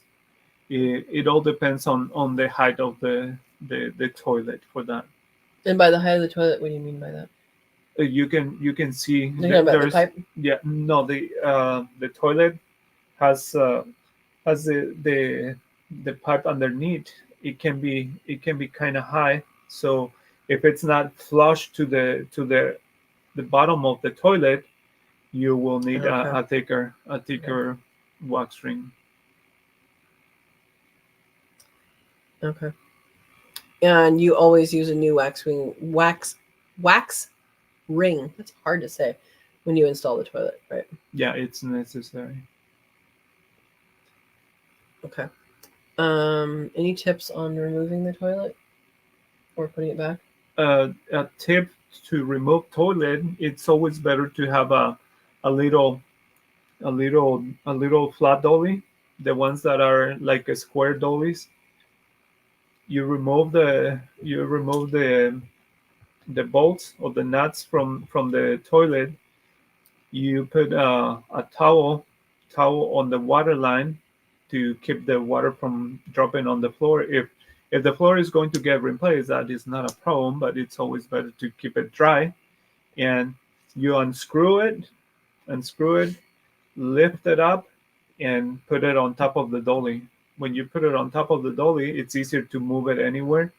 And what I do is get an empty pint bottle of water and scoop all the water. I cut around like an indentation on the bottle, and get the water from the toilet, scoop it out, the water from the tank, get all the water out with that or in any other container, and that makes it a lot lighter when you're lifting it up and putting it on the dolly. That makes it a lot easier to maneuver. Couldn't you just disconnect the water and then flush it? Flushing it don't empty all the water, because the water has a line that goes up and down. This one, okay. So you have to have water on the bottom of the toilet. So you have to scoop it out with the bottle. Okay. Ed says our bathroom is being remodeled. It's a walk or roll in shower, but the wet floor area will also come out to almost the vanity. Then it's vinyl flooring that looks like gray wood flooring. Yeah, they have a lot of different vinyl that is much different than what we grew up with. Our kitchen is being repaired. Also, there was 4 layers of vinyl on the floor. Also, there you go. Steve says Andy Rabbit must have fell asleep. Let's see. Nope, had a phone call. Andy Rabbit, the rabbit questions that we've had from Jennifer is weaning age. I do it at 5 weeks old. Vernon says for what do you do for weaning age, and then do you free feed once mom has a litter? That's what I do. I'm just checking with you, rabbit lady. Ed says we got all our permits, so it's full steam ahead on everything. Can't wait to get home. Oh, awesome. He's in a hotel for a while. Oh, okay. Yeah. Well, that'll be good. Verna says, I saw when Mooney started to wean her kits, LOL. She jumped away from the kits that wanted to feed, and her body language was a strong no. Sometimes they do that, and then like later at night, they'll be like, okay, it's feeding time. Sometimes I think it's like, don't bother me right now. It's not your turn yet. That's kind of what I think sometimes. Ed says ceramic tiles that look like wood boards. Okay. Or porcelain tiles. It's the hard tiles. Tile is not cheap and labor intensive. Yeah, I saw the flooring guy that put in, I was here when he did, the entryway in the bathroom. And honestly, I think I could totally do it. I think the one part that might be a little bit more technical is just getting things level and getting things, making sure you have enough, but not too much of the mix that goes underneath it. It's not thin set. I don't think you use it. It's a mix. Anyway, mortar, Portland cement, maybe. I know they use that on the walls. Okay. Anyway, but it doesn't look that difficult. I think that's probably the most difficult part of it. I mean, I did the tile in my shower. When I moved in, my shower tile was this tall, went up to here, and then I'm like, well, it needs to be higher, so I put in the tile in there, and I mean, it doesn't look professional, but at first glance, if someone glances in there, I think they'd be like, oh, that's cool. Yeah, it works. I learned during that one. Andy Rabbit says we used that floating floor stuff in the bathroom once, but later on the toilet started leaking. We didn't know it was leaking till it was too late. The water hid under the floorboards. The floor got squishy when we walked on it, up to about 10 feet away from the toilet. Oh my gosh. We didn't realize it was a toilet for a while. We had to replace the whole floor in that bathroom. Absolutely. In that case, is when you use a thicker wax ring to prevent that, because the toilet is at higher level. So Yeah. that's. I remember one time when you said you ripped up, I don't know what kind of flooring it was in the bathroom, but you ripped it up and the whole thing was filled with roots. Yeah, the underlayment was all broken down. What, by roots? Like tree roots? Yeah, the tree roots. And in the sewer too, right? Yeah, everything was all broken, so you can almost see the beams underneath the subfloor. So it was pretty broken down. Yeah. So Andy Rabbit says, I had carpet in a bathroom once. It was already in when we bought the house. I pulled it up within a few months after we moved in. Kids and a carpet bathroom don't mix well. When I had my floor redone in the because they did actually replace, I had a soft spot in my bathroom, a flooring when I moved in. It was vinyl and I wanted tile and I wanted not squishy. And so they put in a new subfloor. And when they took the toilet up, there was indoor outdoor carpet. Yeah, that green stuff was underneath the toilet. So whoever installed the vinyl had cut so it fit around the toilet. That's not the right way to do things. That's why I asked that question.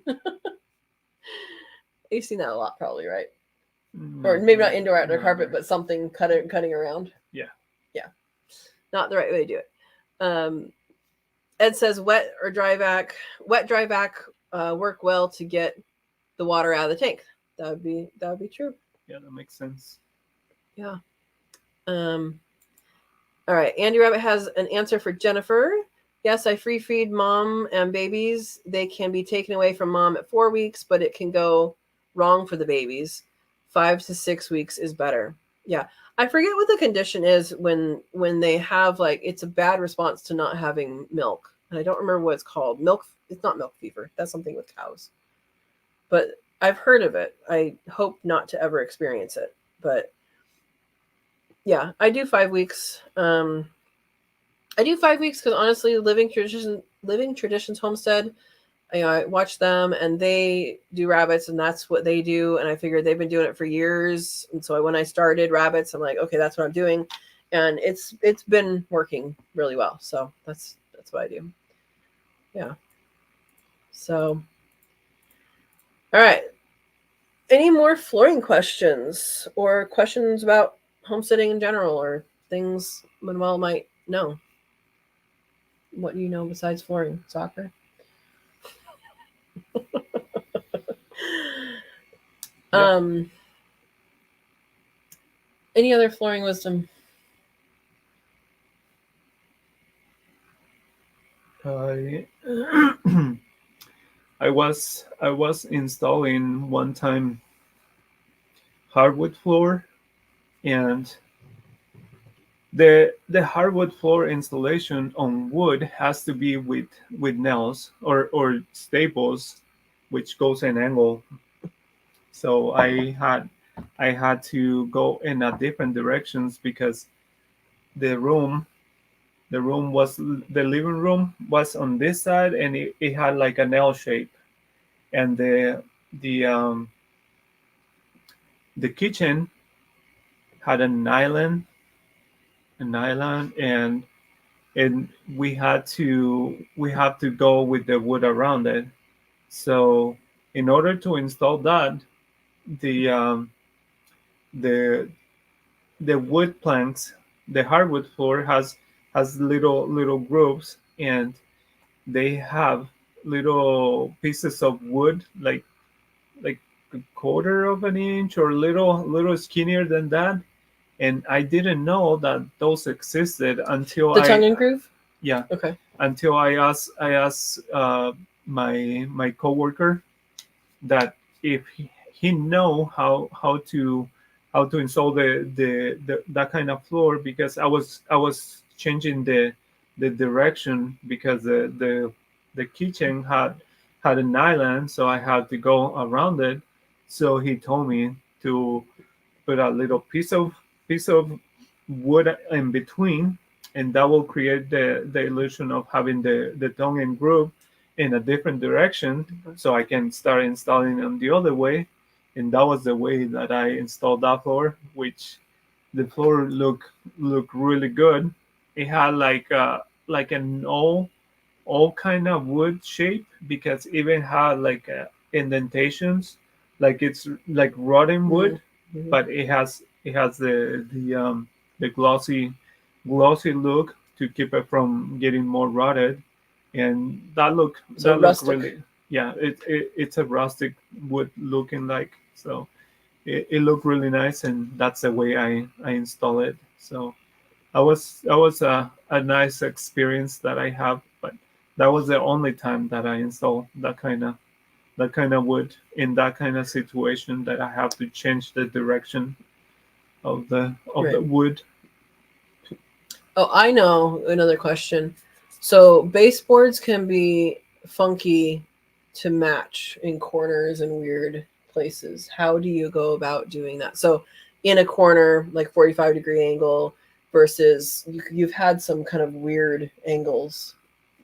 So on the baseboards, it doesn't really matter if the edge of the baseboard butt up exactly, because there is woods that, I mean, there is walls that don't get the 45 angle right.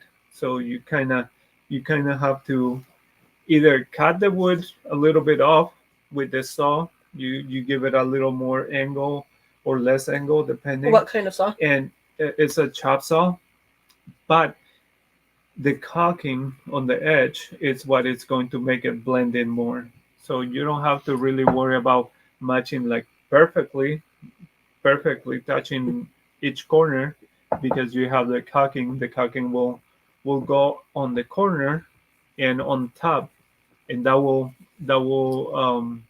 eliminate the gap on baseboards. I don't have caulking.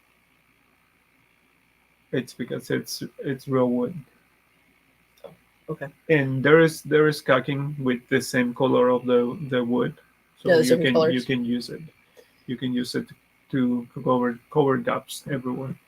So back to rabbits. Andy Rabbit says, I have lost a few moms when their babies were 3 weeks old, and the babies have lived each time. Okay, so that, like, not ideal to wean them that young, but they can survive.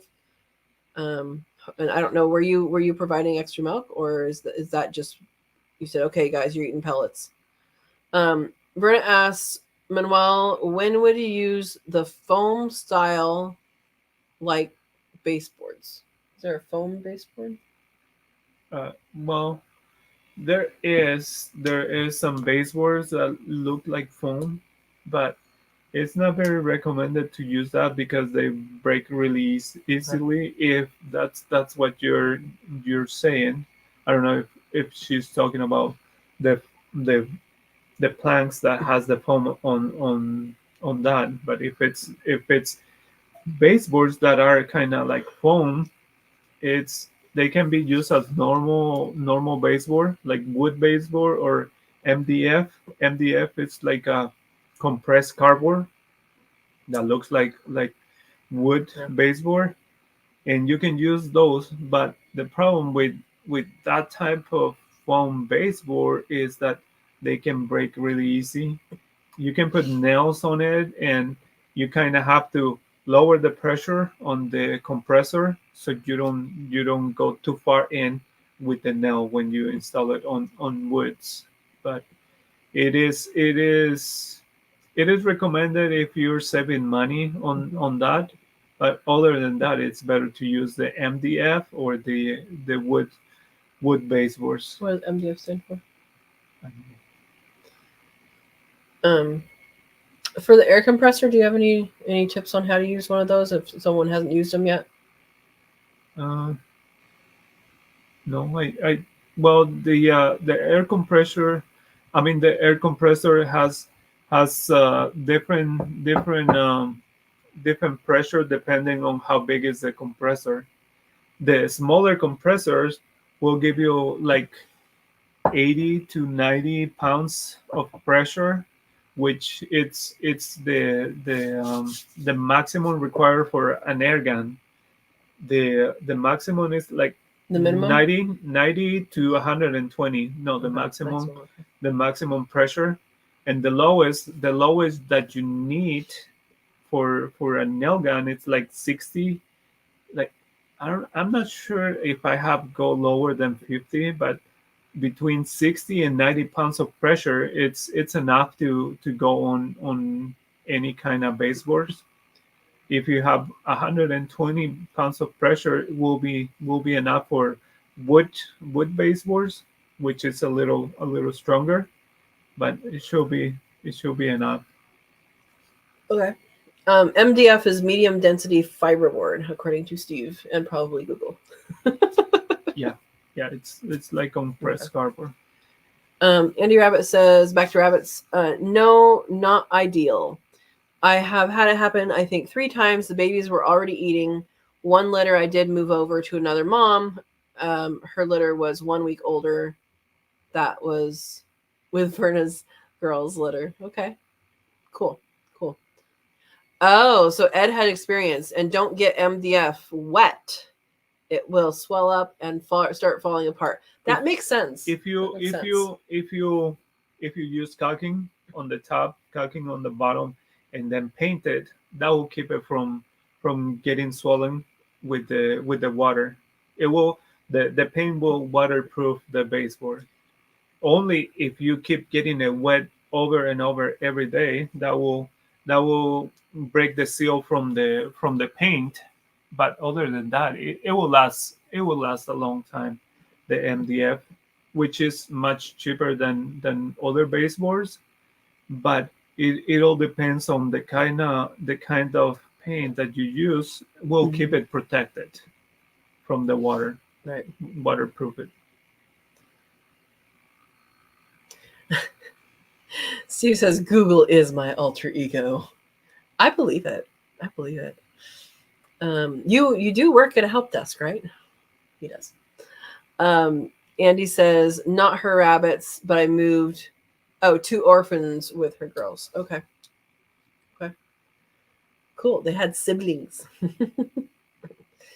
What are other tools that some people, like if you're saying, oh, I want to do carpet, I want to do vinyl, I want to do something in my house with flooring, what are some tools that right off you can say, this is something you absolutely need?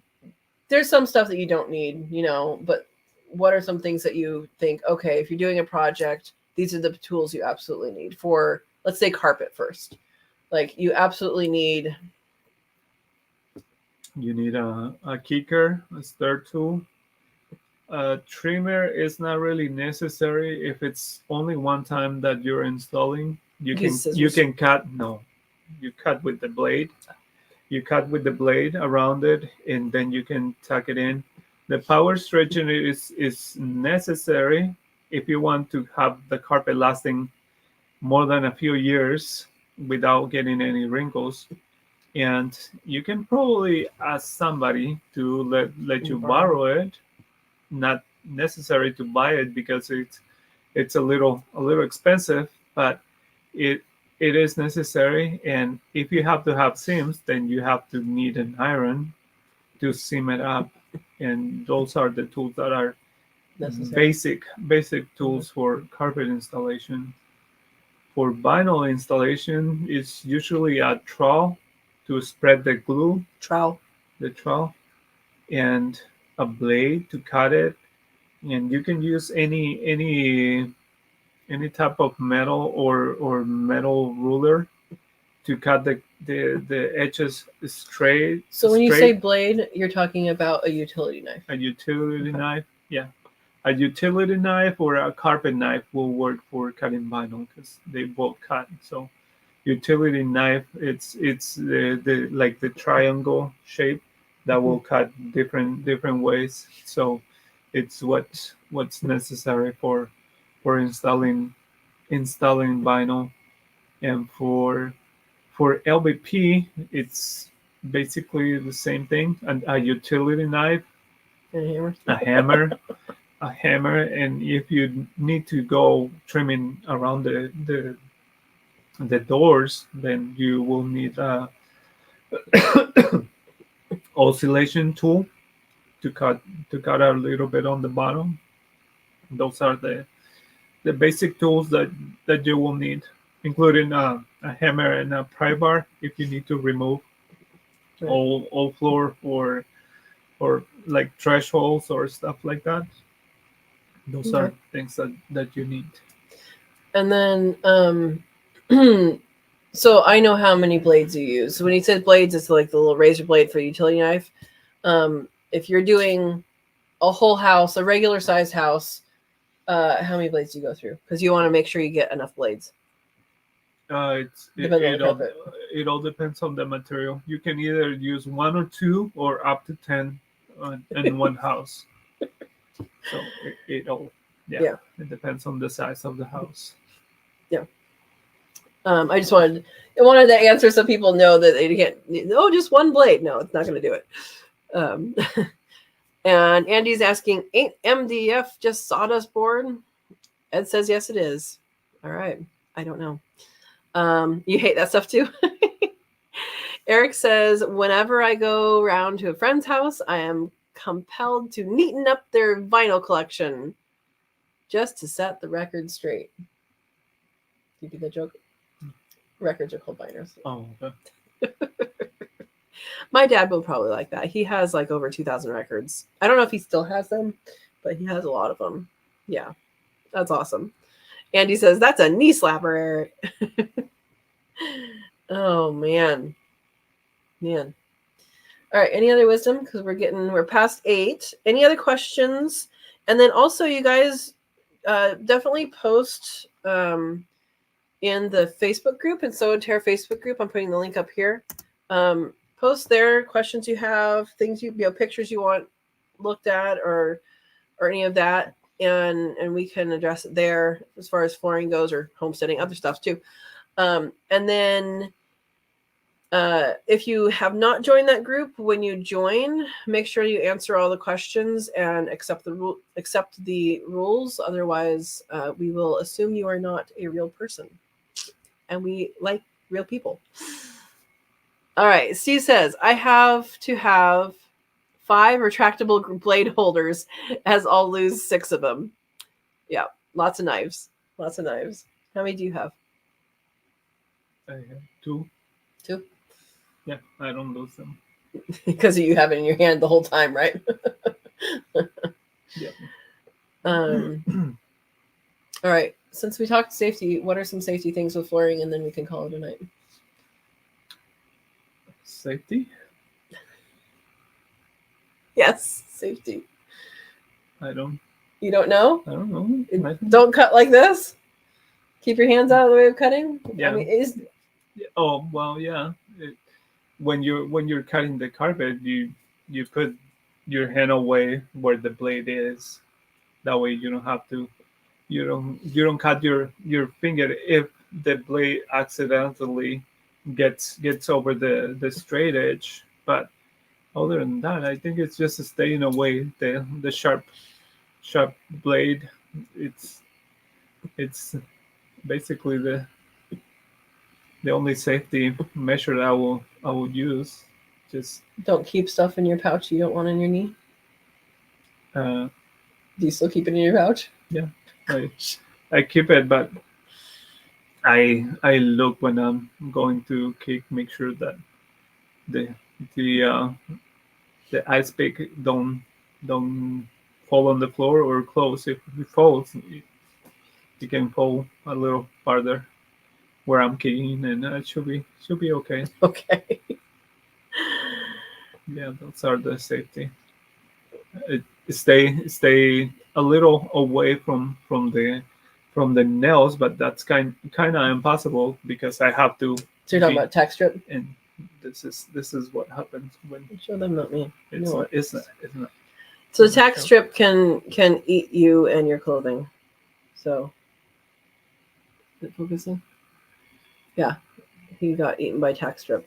Yeah, the tack strip it always gets a little bit on the skin, so it's nearly impossible to don't get hurt with that because I have to either pull the carpet or tack the carpet in onto those places. So it always gets me, no matter how careful I go.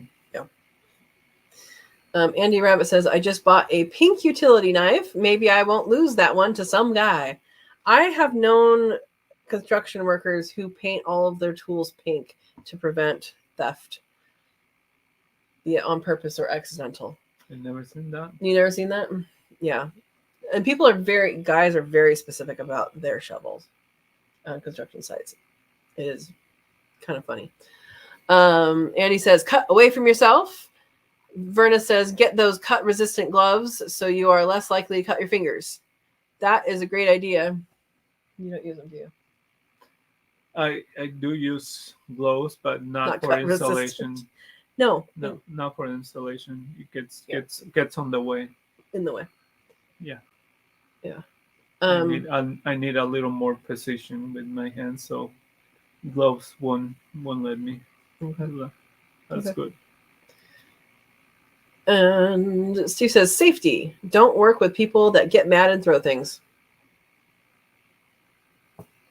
Have you worked with anybody that did that? No. All right. Tack strips are not fun at all. Tack strips hurt when I step on them. Don't step on them. Andy, I read that as if you have stepped on them multiple times. Stop it. Do you want to tell your story or no? About what? Oh, Here's the story. I was installing carpet one time. Long time ago. Long time ago, with a coworker, and we were unfolding carpet. We have to fold it because it was a big room, and we have to fold it and roll it up to bring it upstairs because it was on a second story house. So we have to bring the carpet up, and when we unfold the carpet, we were kind of close to each other. So he have a 2 pouch that had the knife sticking out this way. So the sharp blade was this part right here, and I was close to that area. So I touched it with my hand when I was lifting the carpet, and I got a cut. I don't know if you will be able to see it. There. It's about 4 or 5 inches. 4 or 5 inches long cut. That it was only the top layer of the skin that got cut. When it got cut open, I can see white right here, and it was white carpet. The white carpet did not get any single stain of blood because it took like 30 seconds for the blood to start coming out. Probably wasn't 30 seconds. Probably it's like 2 seconds. No. When I cut my leg, I saw the same thing. No, it took a while. So I start running outside. When I went down the stairs, it's when it started getting more blood. That's when it started bleeding a lot. But it was not very painful at all because it was just the top layer, because the blade was really sharp, so it cut only the top. So that was the story. It was not fun, but I had to stay off work like for 2 weeks because I got like 20 stitches, and I got like 19 or 20 shots of morphine to put all the stitches in place. And when they took the stitches, it felt like a little pinch when they were pulling it. It didn't hurt, but it was a little funny feeling. All right. Andy's tip is don't work with my hubby. I used to step on tack strip all the time at the old house. Okay. She says, ooh, that looks like that hurt. No. Verna says Manuel has a high pain threshold. What? A I don't think he does. High pain tolerance? I do. Yeah. Probably. Yeah.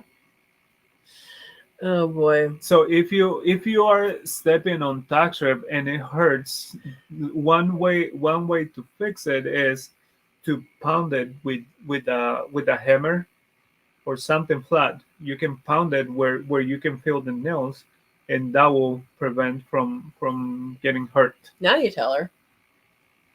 When can I tell if I didn't know before? Steve, the Noel story is making me nauseous. I hate blood stories. Okay, we can be done with blood stories. Except for Andy. Andy Rabbit says, I have a scar on my arm like that from one of my favorite rabbits. I thought you didn't even cut me. Then all of a sudden the blood started. This scar that I have right here, I don't know if you guys have seen it. It's like, yeah, anyway, it's from walking past a cut cattle panel. It was just a little tiny surface cut. I have no idea why it's a scar, but it's a scar now. It doesn't need to be a scar. It was like one of those scrapes. Yeah. Verna says, Andy, I moved 7 kits and only got 1 scratch. Awesome. Steve says, this is like grandpa stories. Here's my scar. Oh boy. Andy Rabbit says, the way I fix it was I pulled the carpet out and put down peel and stick tiles. Yeah, the tack strips. Yeah. So that's another thing that you can do is they have the, like my parents did in their kitchen. They had the peel and stick things that go over the laminate, or go over the vinyl. I mean, I remember what they have. Yeah. Yeah. Oh, did you not cover something? Do you guys all know how to do all flooring now? Peel and not stick. I think they did it a couple years ago. I think theirs is still sticking. I'm sure it's probably, what you pay for, you get, right? Oh boy. We know where to go and ask. There you go. There you go.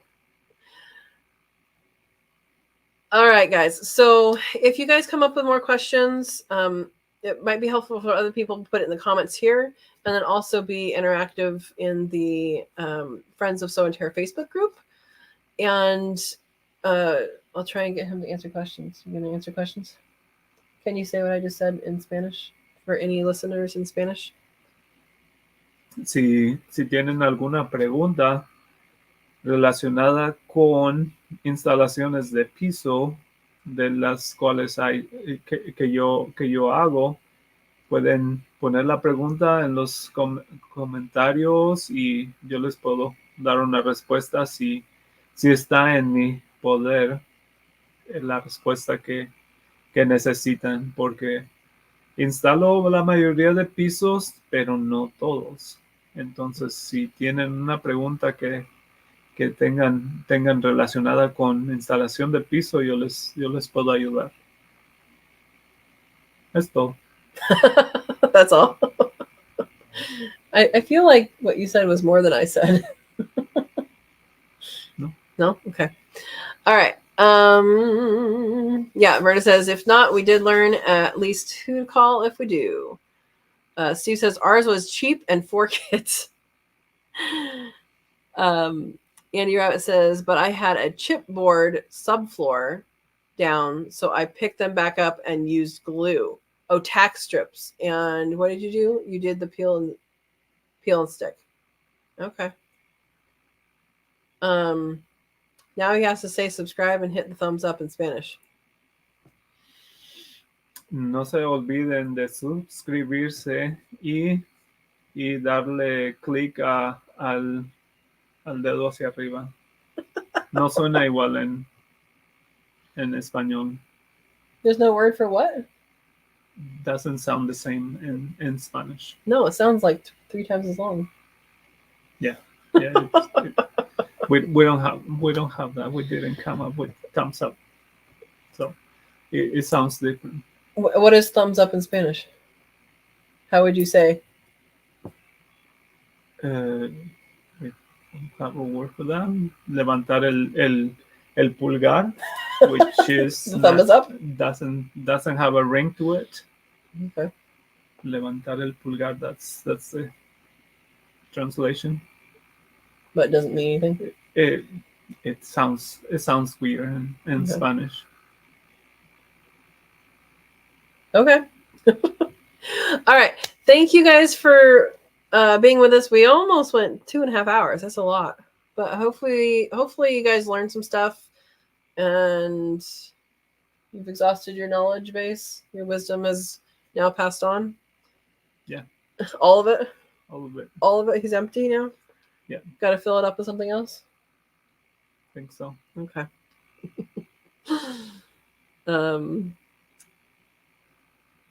Steve says, probably says, up with your thumb. Is that what it says? Is that the order of the saying? Yeah, I think so. Okay. Buster says, thanks for the live and thanks to Manuel for all the information he shared. Thank you. You're welcome. And Andy says, say hit the line. Hit the like button in Spanish. Hit the like button. It's a like button. It's not a thumbs up. She's right. The translation in Spanish will be pégale al pulgar hacia arriba, which does not sound like hit the thumbs up. No, what's hit the like I like that. That's a translation. I thought you said pulgar was thumb. Pulgar? Yeah, pulgar is thumb. Oh, there's no word that means like? Like I like this? Amor. Me gusta. Hit the me gusta button? Yeah. Okay. What do you call it in Spanish? I don't call it. You don't call it anything? Okay. In a lot of people even in Spanish they say the like button. Yeah. It's just the word for it. Yeah, they don't translate it in Spanish. Okay. They just say hit the like button or toca el like button. Toca is like touch. Touch. All right, Verna says, have a blessed night all. You as well. And Steve says, mucho gracias, Manuel. Thank you, Manuel. Gracias. Thank you, Manuel, from Andy. And Andy Rabbit's laughing. Good note to end on is laughter. What? She's laughing. Good night, everyone, Andy Rabbit says. All right. I guess I should have put your name on here. I forgot to change that. It's okay. Any sign-offs? What do you mean? I don't know. Happy flooring? You can say that. I did say that. All right. Good night, everybody. We will see you guys in Facebook land, and we will see you guys later. Tomorrow's video is something I haven't filmed yet, but it's going to be about the Scion exchanges. So it'll be a little short video. All right. We will see you guys next Monday, 6 p.m. Pacific time, and same place. Have a wonderful week, guys. Good night.